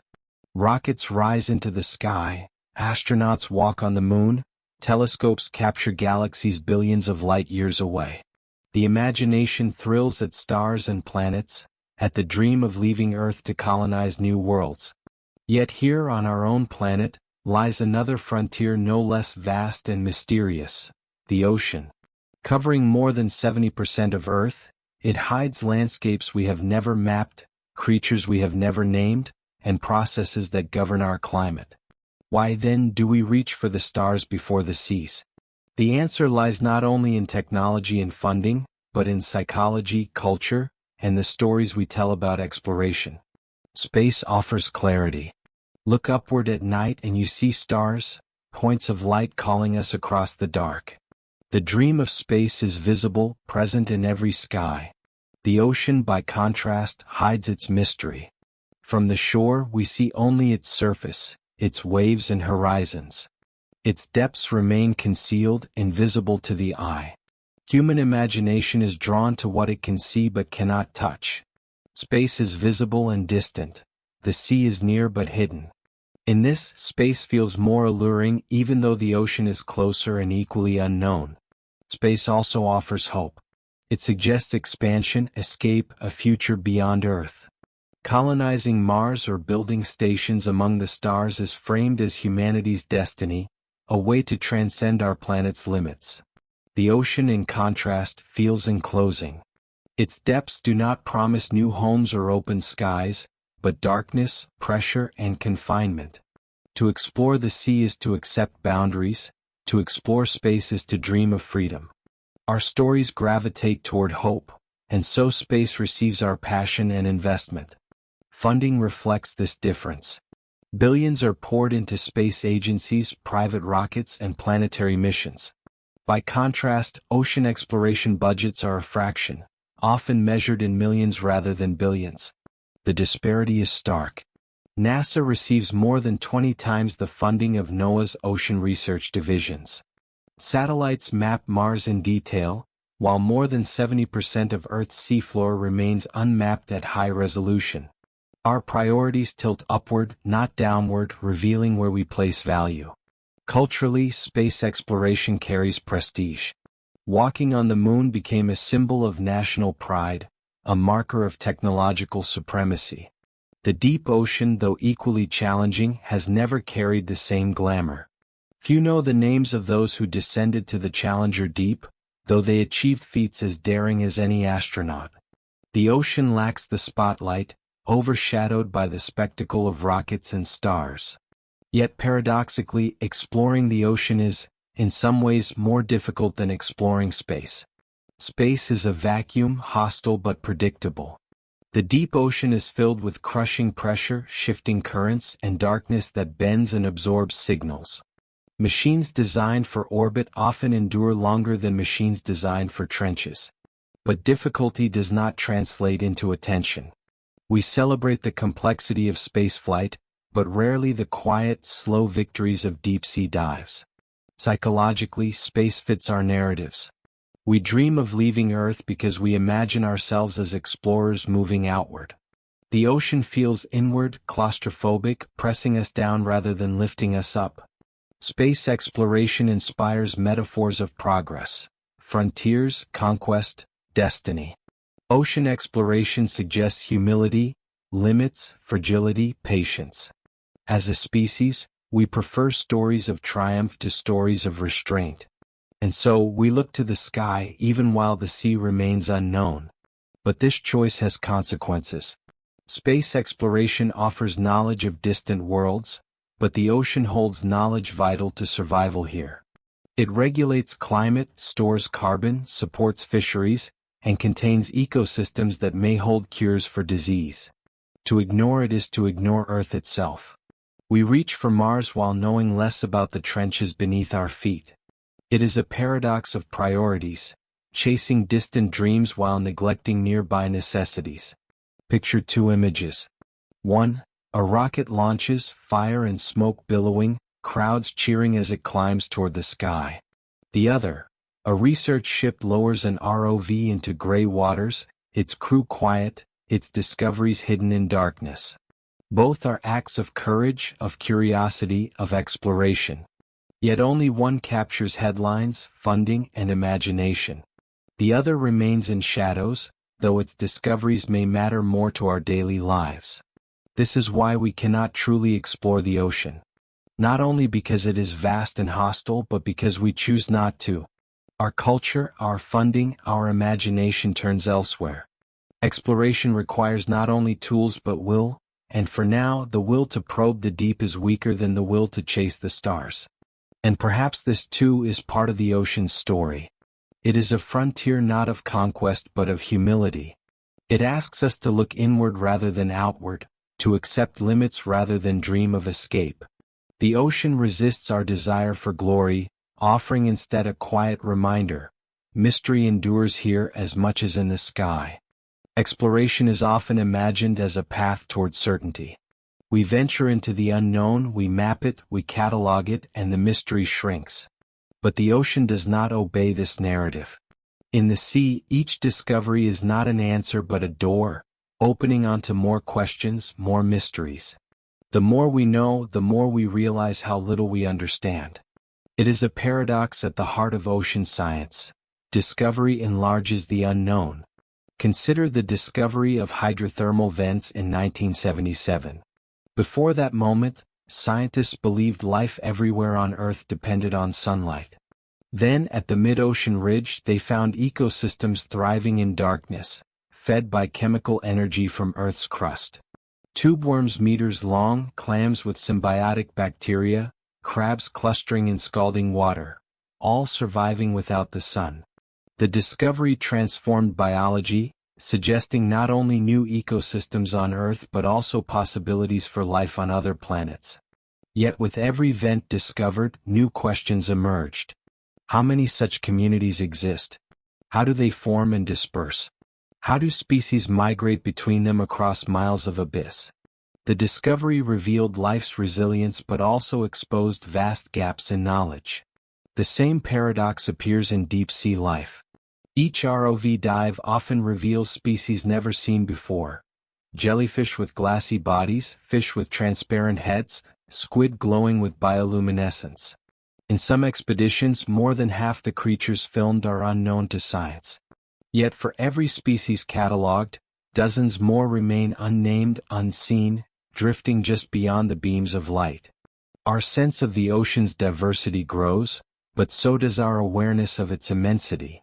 The more we describe, the more mystery expands. Mapping the seafloor follows the same pattern. Sonar reveals mountains taller than Everest, canyons deeper than the Grand Canyon, plains stretching wider than continents. Each survey uncovers new geological features, reshaping our maps of Earth itself. But for every ridge mapped, hundreds remain. For every trench studied, dozens remain untouched. The clearer our image of the seafloor becomes, the more we realize how incomplete it is. Our maps grow detailed in patches but fragmented overall, a mosaic always missing pieces. Even simple processes defy clarity. Scientists have studied ocean currents for centuries, yet the full pattern of global circulation remains uncertain. How exactly do currents shift with warming climates? How do deep waters mix with surface flows?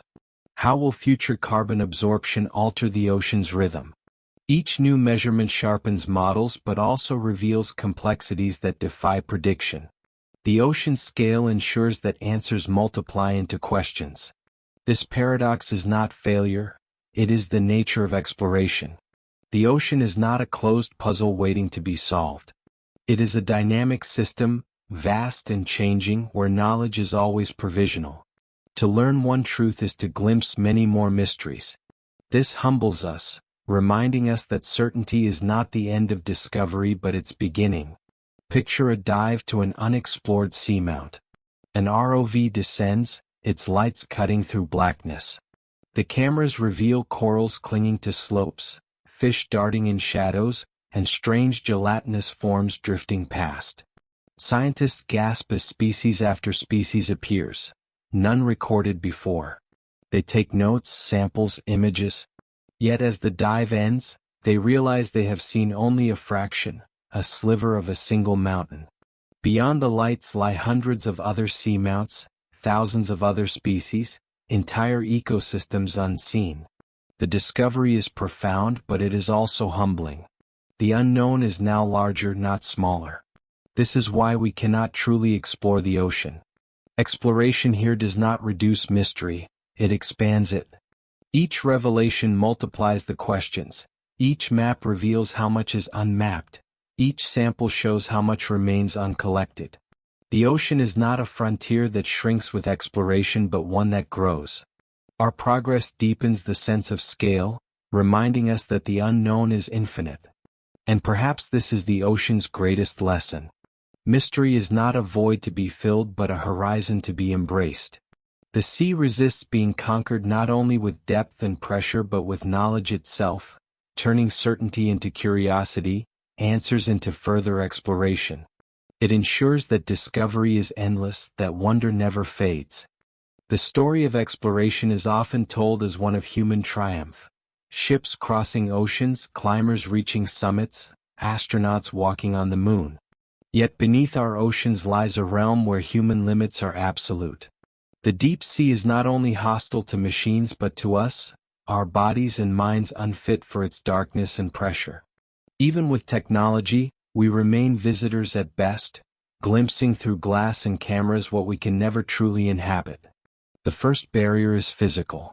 Human bodies are designed for one atmosphere of pressure, the gentle weight of air at sea level. Our lungs expand and contract freely, our blood flows without collapse, our organs rest comfortably in balance. Descend even a few meters underwater and pressure begins to build.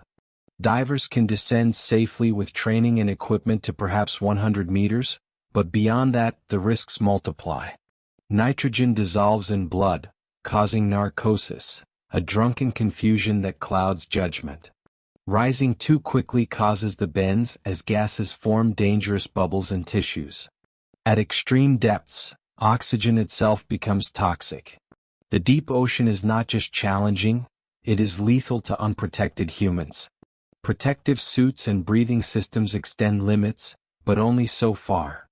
Commercial divers working with saturation techniques can reach depths of several hundred meters, living in pressurized chambers for weeks. Yet even this is a fragile balance, requiring constant monitoring. Beyond these depths, the pressure is too immense, the risks too high. The average depth of the ocean, 3,700 meters, is an order of magnitude beyond what any human diver can endure. 4 trenches miles deep, human presence is unthinkable without machines. Even inside submersibles, human bodies strain against conditions. Crews sit in cramped spheres, often no larger than small rooms, for hours on end.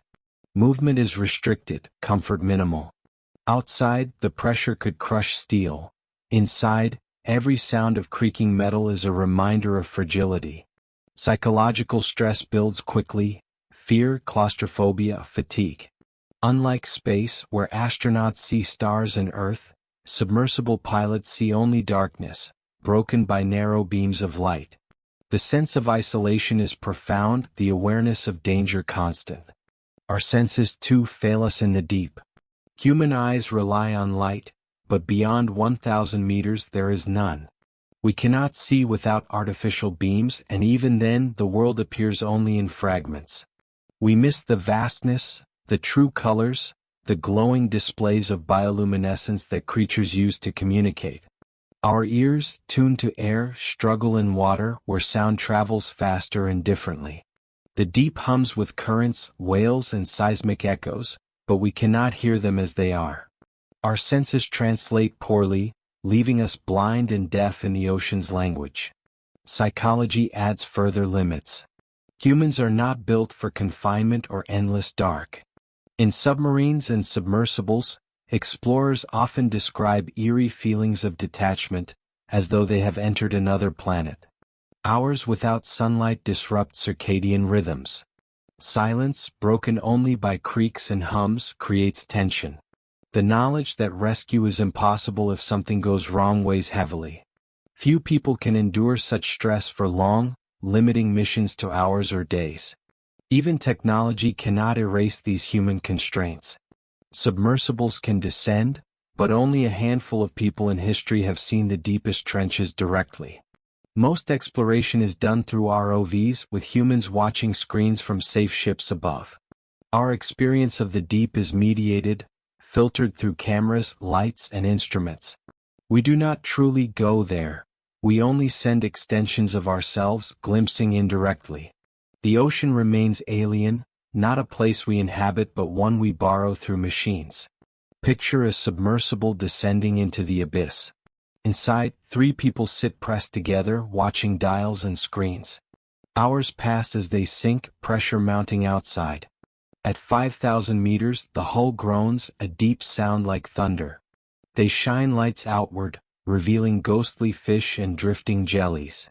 Their breaths are shallow, their movements limited. Outside, billions of creatures live freely, adapted to conditions the humans can barely survive with machines. Inside, the explorers know they are fragile intruders, sustained only by technology cut off from the world above. This is why we cannot truly explore the ocean. Our bodies are not made for its depths, our senses fail in its darkness, our minds strain under its isolation. Even with machines, we are only temporary guests, dependent and vulnerable. The deep is not ours to inhabit, only to visit briefly, indirectly. For the creatures that live there, the abyss is home. For us, it is forever foreign. And perhaps that is the truth we must accept. Exploration is not always triumph but humility. The ocean reminds us of our limits, of the boundaries of biology and perception. It teaches that mystery is not failure but reality, that some realms are not meant to be lived in by us. Our role is to listen, to learn, to respect from the edge. Long before sonar, satellites, or submersibles, the ocean was a place of mystery. Sailors peered into endless horizons and wondered what lived beneath. Fishermen pulled up strange creatures, their forms half familiar, half alien. Coastal peoples listened to waves crashing on unseen shores and imagined what lay beyond. Where knowledge was absent, myth filled the void. For much of human history, the ocean has been less a known geography than a canvas for stories of gods, monsters, and mysteries that explain the unexplored. Ancient cultures often saw the ocean as divine. In Greek mythology, Poseidon ruled the seas, his trident stirring storms and quakes. To the Polynesians, the ocean was alive with spirits, guiding navigators across vast distances by stars and swells. Norse sailors feared Jormungandr, the great serpent encircling the world beneath the sea. These myths reflected awe and fear, the recognition that the ocean was powerful, unpredictable, and beyond control. For people who could not descend into its depths, gods and monsters explained what reason could not. Sailors' tales spread fear of sea monsters. Giant squids, glimpsed rarely in nets or washed ashore, became legends of the kraken, creatures said to drag ships into the deep.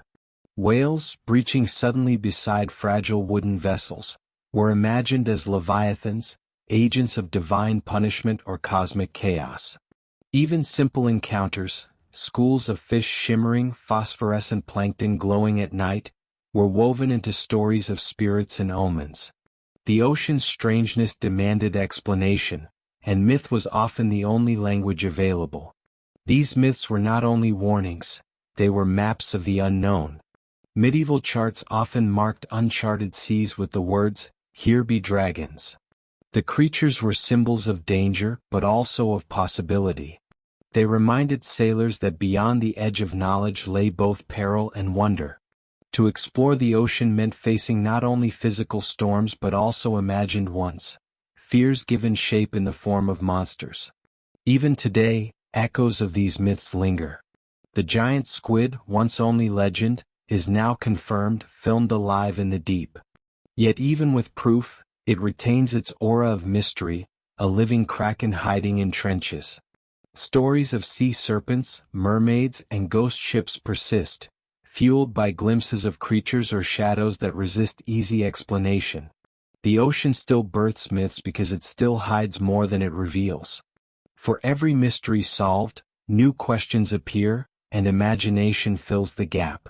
The connection between myth and exploration is profound. Our fear of the deep may have slowed exploration, making sailors wary of venturing too far. Yet myths also inspired curiosity. Tales of golden cities beyond the sea, of islands that rose and sank, of treasures guarded by monsters, These drove voyages, encouraged risk, and expanded maps. In this way, the unknown ocean both terrified and beckoned, its myths both barrier and invitation. Myths also reveal our need for narrative. The ocean is vast and indifferent, but humans crave meaning.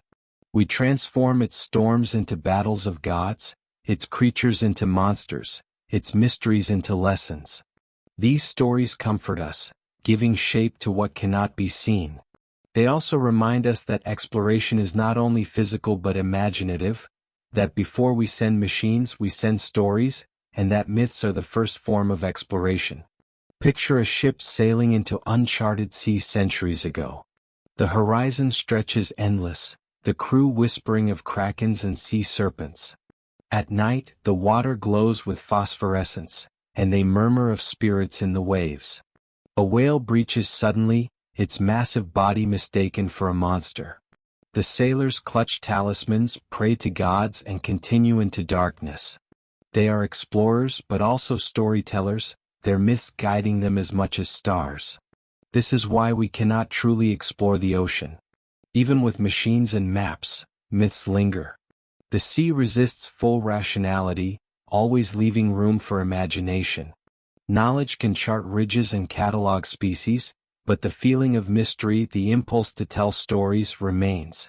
The ocean is not only physical but symbolic, a mirror of our fears, hopes, and need for wonder. To explore it fully would mean stripping away myth, but myth is part of its essence. And perhaps this is its beauty. The ocean reminds us that mystery is not only scientific but cultural. Its unknown depths inspire not just research but art, poetry, and legend. It is a frontier of imagination as much as of machines. To respect the ocean is to respect both realities, the science that measures and the stories that dream. For as long as there have been humans, there has been the ocean. It has shaped our migrations, fed our communities, and stirred our imaginations. We live on coasts, sail across waters, fish from their depths, and tell stories of their mysteries. Yet beyond use or survival, the ocean has always pulled us with something deeper: curiosity. Even when we know its dangers, even when we accept that it cannot be fully explored, we keep reaching into its depths. Why? Because the impulse to explore is part of who we are. The ocean is both barrier and bridge. To early humans, seas separated lands but also offered pathways. Polynesians navigated thousands of miles across the Pacific, guided only by stars, waves, and birds. Vikings crossed the Atlantic in small wooden ships, seeking new shores. Each voyage was an act of trust, not in certainty but in the possibility of discovery. Even without knowing what lay beyond horizons, humans answered the call. Exploration was not optional, it was identity. The same spirit drives us toward the deep. Though few of us will enter a submersible or pilot an ROV, we feel the pull of its mystery. When we see images of glowing creatures in darkness, or hear of trenches deeper than mountains are tall, something in us stirs. It is not just curiosity about the ocean, it is curiosity about ourselves. To know the sea is to know Earth, and to know Earth is to know our place in the cosmos. Exploration is also about perspective. Standing on shore, gazing into endless water, we feel small. The ocean humbles us, reminding us of limits, of forces greater than us. Yet this humility is paired with wonder. We explore not to conquer but to connect, to touch something larger than our lives. The deep ocean embodies this paradox perfectly. Unreachable, dangerous, mysterious, yet irresistible. Its resistance makes it more alluring, not less. There is also the possibility of discovery that changes everything. Hydrothermal vents revealed entire ecosystems independent of sunlight. The giant squid, once myth, was filmed alive, reshaping our view of life. Each time we look deeper, we find something astonishing. What else waits? Could there be forms of life unlike any we know? Could deep microbes hold cures for disease?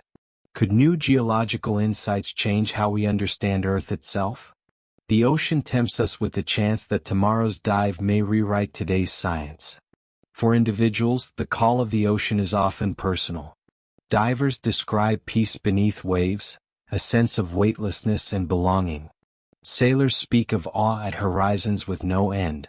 Submersible pilots, despite fear, describe descending into darkness as transformative, as though entering another world. For many, the ocean is not only mystery but medicine, a place that restores perspective and meaning. To explore it even a little is to remember that life is larger than us. Picture a child standing on a beach at dawn, waves lapping at their feet. They gaze at the horizon, imagining what lies beyond. Ships sail, gulls call, and the sea stretches infinite. For that child, the ocean is not resource or risk. It is possibility. That feeling never leaves us. As adults, we may cloak it in science, technology, or policy, but at the core remains the same impulse: to answer the ocean's call, to step into mystery. This is why we cannot truly explore the ocean, but also why we must try. The impossibility does not deter us. It defines the journey. Exploration is not about completion but about relationship. We will never see every trench, catalog every species, or map every ridge. But in trying, we deepen our connection to the planet, honoring its mystery rather than erasing it. The call of the deep is not only about the sea. It reflects something essential about humanity. We are explorers. We walk beyond forests, climb beyond summits, sail beyond horizons, dive beyond light. We do this not because the world demands it, but because our spirit does. The ocean, vast and unreachable, is the ultimate mirror of this spirit. It reminds us that exploration is infinite, that mystery will always endure. And perhaps this is the greatest reason we cannot truly explore the ocean, because we would not want to. To strip it of all mystery would be to silence its call, to diminish its wonder. The unknown is part of its gift, the reason we keep returning. The deep will never yield fully, and that is what makes it sacred. When we look outward into the solar system, we often imagine dry deserts, frozen plains, or fiery volcanoes. Yet some of the most promising places for finding alien life are not dry at all. They are oceans, vast, hidden seas beneath the icy shells of moons like Europa and Enceladus, or perhaps even ancient oceans on Mars. In seeking to understand these extraterrestrial seas, we turn first to our own, and here lies another reason why we cannot truly explore the ocean, because its mystery extends beyond Earth itself, shaping how we imagine life in the universe. Consider Europa, a moon of Jupiter. Beneath its frozen crust lies a global ocean, perhaps twice the volume of all Earth's seas combined. Scientists believe it may be warmed by tidal forces from Jupiter's gravity, creating conditions not unlike hydrothermal vents on Earth's seafloor. Could such vents sustain life as they do here? The answer depends on understanding our own ocean ecosystems, many of which remain unexplored. Every discovery of a new vent species, every study of chemical life in the abyss, informs our guesses about what might live on Europa.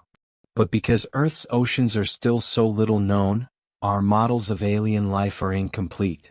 Enceladus, a small moon of Saturn, offers a similar puzzle. Geysers erupt from its surface, spraying water vapor and organic molecules into space. These plumes suggest a hidden ocean beneath its crust, rich in chemistry. The discovery was thrilling, raising the possibility of life. But to interpret it, we again look homeward. How do deep ocean microbes survive on Earth without sunlight? How do ecosystems thrive on chemistry rather than photosynthesis? Our oceans provide the only examples we have, yet those examples are fragmentary, glimpsed in rare dives. The limits of our ocean exploration thus limit our imagination of life elsewhere. Even Mars once held oceans.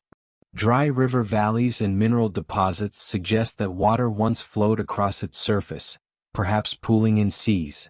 If life ever arose there, it may have resembled microbes in Earth's oceans. Small, resilient, chemical, hidden. To study such possibilities, scientists examine Earth's most extreme aquatic habitats: vents, seeps, brines. But again, knowledge is incomplete. The mysteries of our own seas constrain how far we can see into the past of Mars. This is why the deep sea is often described as Earth's inner space. To study it is to study environments that may mirror those on other worlds. When we descend into trenches or study vents or analyze microbes thriving in darkness, we are practicing astrobiology on our own planet. We are testing how life adapts, how ecosystems function without light, how biology interacts with geology. The more we learn, the better prepared we are to search beyond Earth. But because we cannot truly explore the ocean, our search for alien oceans remains speculative, incomplete. The parallels are striking. Earth's hydrothermal vent communities showed us that life can exist without sunlight, feeding on chemical energy. This discovery reshaped astrobiology, suggesting that life could exist beneath ice on Europa or Enceladus. Bioluminescent creatures in Earth's abyss hint at adaptations that alien life might also evolve in eternal darkness. Extremophiles surviving high pressure and cold temperatures show that biology is more flexible than we imagined. Each of these discoveries expands our sense of possibility. Yet for every vent explored, dozens remain. For every extremophile studied, countless others wait. The unknowns of Earth's ocean are also unknowns of cosmic life. Picture a dive at a hydrothermal vent on Earth. A submersible hovers near black smokers, cameras capturing shrimp clustered in heat and minerals. Scientists marvel, recording data, drawing parallels to alien oceans. They imagine Europa's seafloor glowing with similar vents, Enceladus's plumes carrying microbial life. Yet even as they dream outward, they admit, we have studied only a fraction of vents on Earth. If we cannot fully explore our own oceans, how can we hope to understand those of distant moons? This is why we cannot truly explore the ocean. Its mystery is not confined to Earth. It stretches outward, shaping how we imagine the universe. Each unknown here multiplies into unknowns elsewhere. The abyss beneath our waves is linked to the abyss beneath ice far away. To fully explore the ocean would be to unlock not only Earth's secrets but the cosmos's. That task, immense and incomplete, will always remain beyond us. And perhaps this is why the ocean matters so deeply. It ties us to the stars, reminding us that exploration is not only outward but inward. The search for alien life begins in our own seas. The mystery of the universe mirrors the mystery of the deep. In both, we glimpse possibility, wonder, and humility. Human ingenuity has always met barriers with invention. We built ships to cross seas, telescopes to study stars, rockets to pierce space. For the ocean, too, we are building tools, submersibles stronger, sensors sharper, robots smarter. Artificial intelligence now guides autonomous vehicles. New materials promise greater resilience under pressure. The future of ocean exploration may look extraordinary. Yet even in this future, limits remain. Technology can expand our reach, but it cannot erase the ocean's scale, silence, and mystery. Already, advances in autonomous underwater vehicles (AUVs) are transforming exploration. Unlike tethered ROVs, AUVs roam freely, programmed with routes and tasks. They can map seafloor landscapes, collect samples, and follow currents, surfacing days later to transmit data. With AI, they are becoming smarter, able to adapt missions in real time, avoiding obstacles or focusing on unusual findings. Fleets of AUVs may one day patrol oceans, extending human presence into the abyss. Yet their endurance is still limited by batteries, their range constrained by communication barriers. They see fragments, never the whole. Materials science offers promise. Stronger alloys and composites allow submersibles to dive deeper, withstand pressure longer. Transparent materials may one day give larger windows into the deep. But no material is flawless, no design invincible. Pressure increases relentlessly, and the deeper we go, the greater the risk. Even the strongest machines groan, their safety never absolute. Exploration will always carry fragility, no matter how advanced the vessel. Sensors, too, are evolving.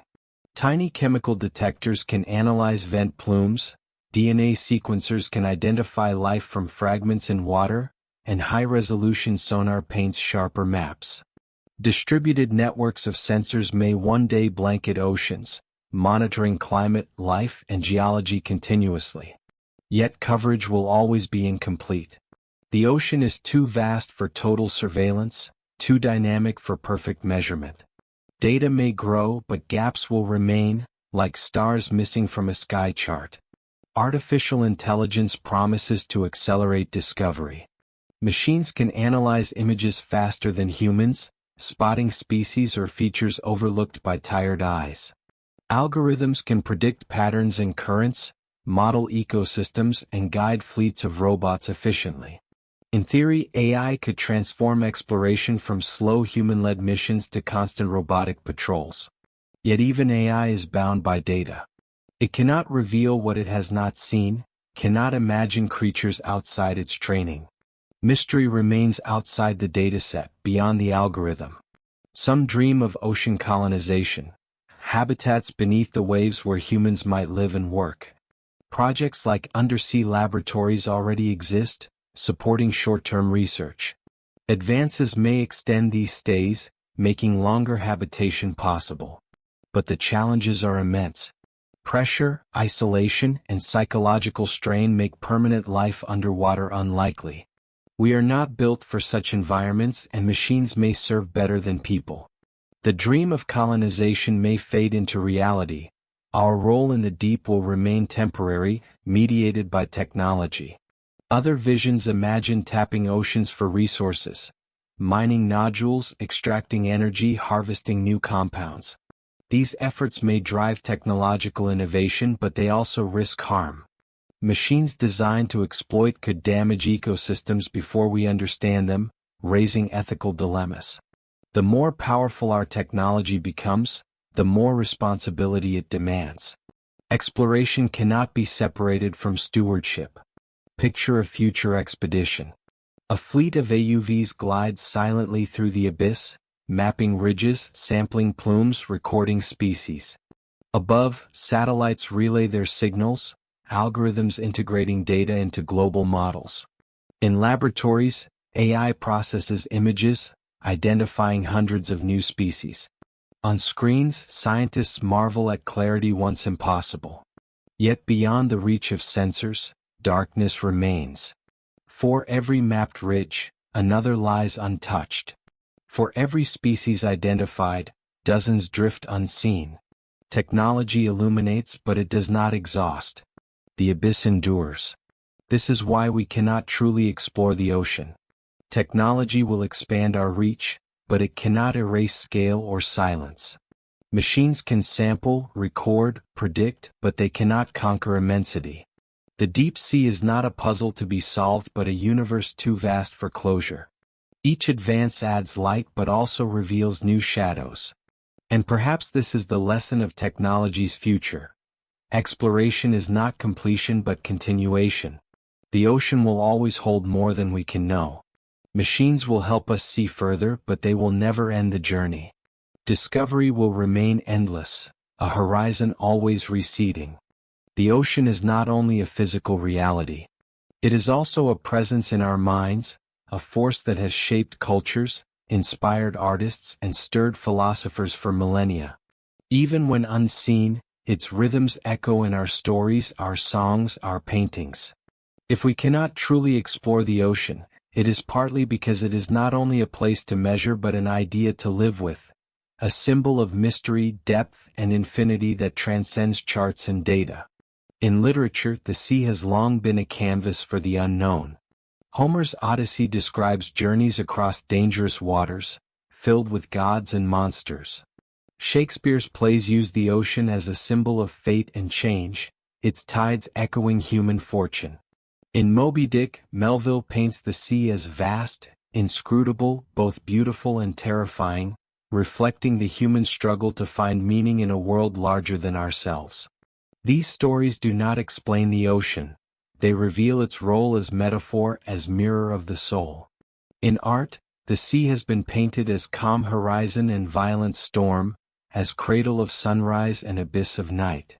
Japanese artist Hokusai's The Great Wave off Kanagawa captures the ocean's dual nature, majestic and threatening, eternal and fleeting. Romantic painters of Europe filled canvases with stormy seas, ships tossed like toys, dramatizing the contrast between human fragility and oceanic power. Modern artists too return to the ocean as subject, abstracting its colors and patterns, searching for meaning in its vastness. Music carries the rhythm of waves. From sea shanties sung by sailors to symphonies evoking storms, the ocean has always been audible in human culture. Debussy's La Mer captures its shifting moods and sound, while traditional songs across cultures mirror its cadences. The ocean inspires not only literal songs of sailing but metaphors of longing, distance, and return. Its vastness becomes melody, its mystery harmony. Philosophy also finds depth in the sea. Thinkers have used the ocean as metaphor for knowledge and ignorance. Plato compared the human soul to a ship on stormy waters, needing guidance to avoid being lost. Nietzsche spoke of uncharted seas as symbols of freedom and danger. Modern philosophers see the ocean as ecological metaphor, interconnected, fluid, fragile. To ponder the ocean is to ponder uncertainty itself, the limits of human control and the presence of forces greater than us. Cultures living close to the sea often integrated deeply into identity. Pacific Islanders navigate by stars and waves, reading swells like language. For them, the ocean is not barrier but highway, a space of connection rather than separation. In Norse culture, the sea was both path and peril, shaping myths of serpents and voyages. For coastal peoples everywhere, the sea is home and challenge, sustenance and risk, shaping rituals, songs, and traditions. These cultural perspectives remind us that the ocean is not only mystery to be solved but relationship to be lived. Even in modern times, when satellites map and ships traverse, the ocean still speaks to imagination. Movies portray it as frontier, the abyss as terror, Jaws as metaphor, life of Pi Writers still describe its vastness as existential. Poets still compare it to longing or grief. The ocean resists being reduced to data, remaining instead a symbol of what is larger than us. To explore it fully would not only be impossible but perhaps undesirable. It would strip away metaphor, silence the poetry born of mystery. Picture standing at a coastline during twilight.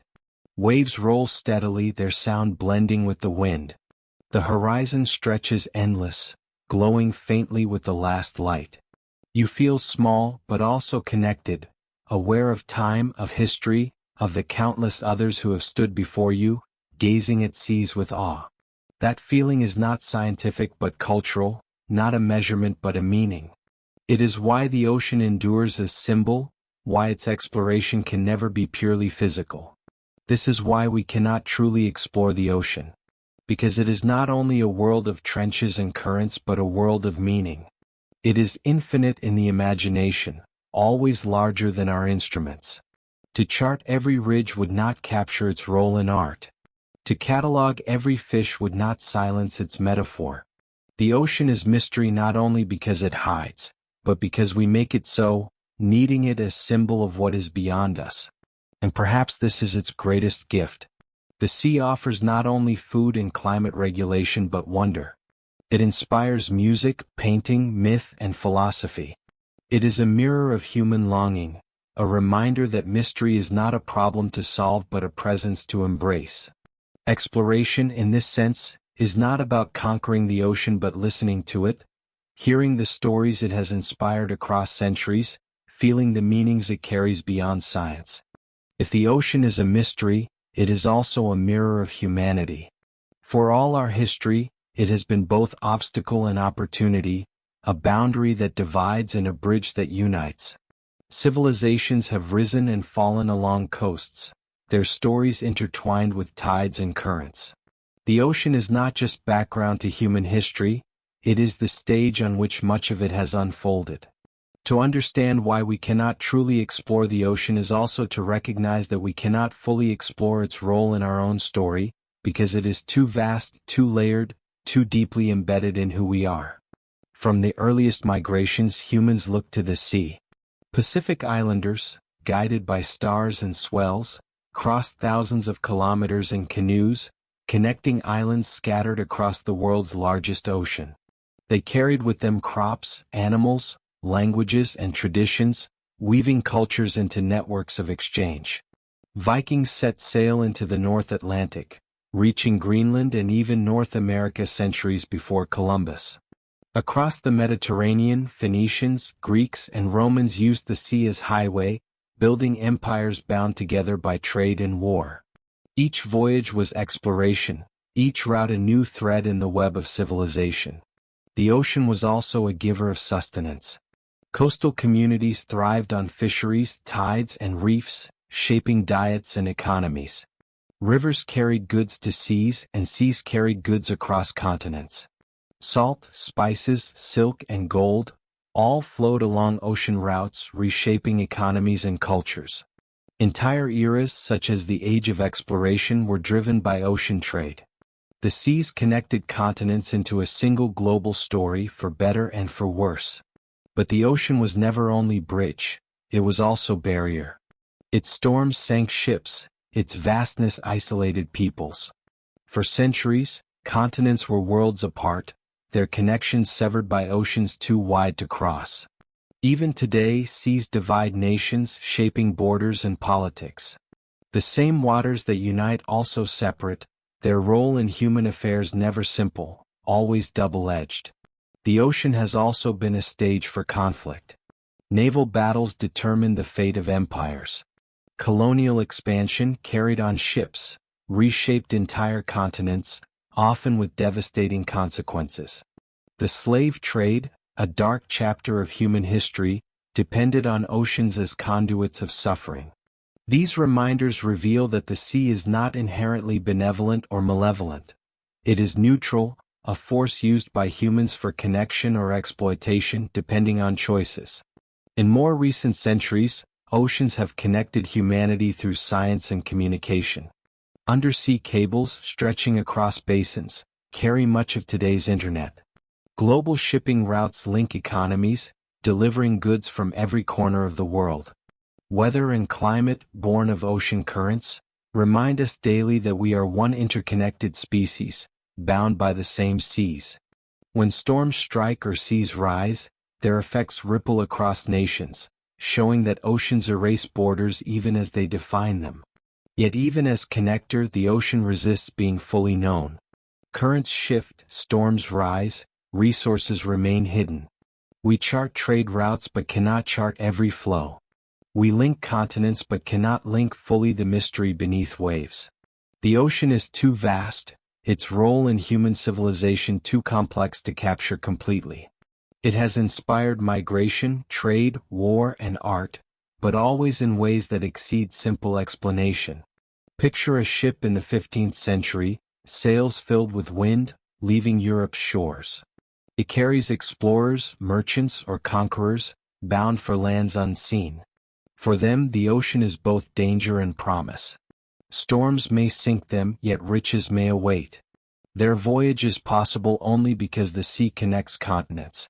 Now picture a modern container ship, stacked with goods, crossing the Pacific. Its route is traced by GPS, its cargo feeding global markets. The ocean beneath it is the same, vast, indifferent, mysterious. In both eras, the sea is stage and actor, shaping human destiny. This is why we cannot truly explore the ocean. Not only because of its physical barriers but because of its cultural and historical immensity. To explore it fully would mean understanding every migration, every trade, every song and story tied to its waves. It would mean grasping not just geography but humanity itself, and that task is endless. The ocean's role in our story is too vast, too layered, too deeply interwoven to ever be fully mapped. And perhaps this is part of its gift. The sea is not only a place to study but a reminder of connection. It unites humanity across time and space, linking distant peoples into a shared story.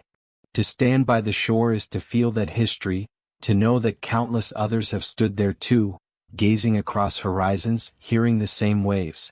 The ocean is mystery, but it is also memory. We have traveled far in thought, from the restless surface to the silent trenches, from fragile creatures to mighty currents, from myths of krakens to dreams of alien oceans. Each step has revealed barriers, pressure, darkness, immensity, cost, technology, danger, ethics, and human limits. Each step has also revealed wonder, ecosystems glowing in vents, corals older than empires, legends that echo across cultures. And now, as we close this journey, we return to the question we began with: why can't we truly explore the ocean? The answer, as we have seen, is not singular. It is a weave of reasons. The ocean is too vast, covering most of Earth, containing volumes beyond comprehension.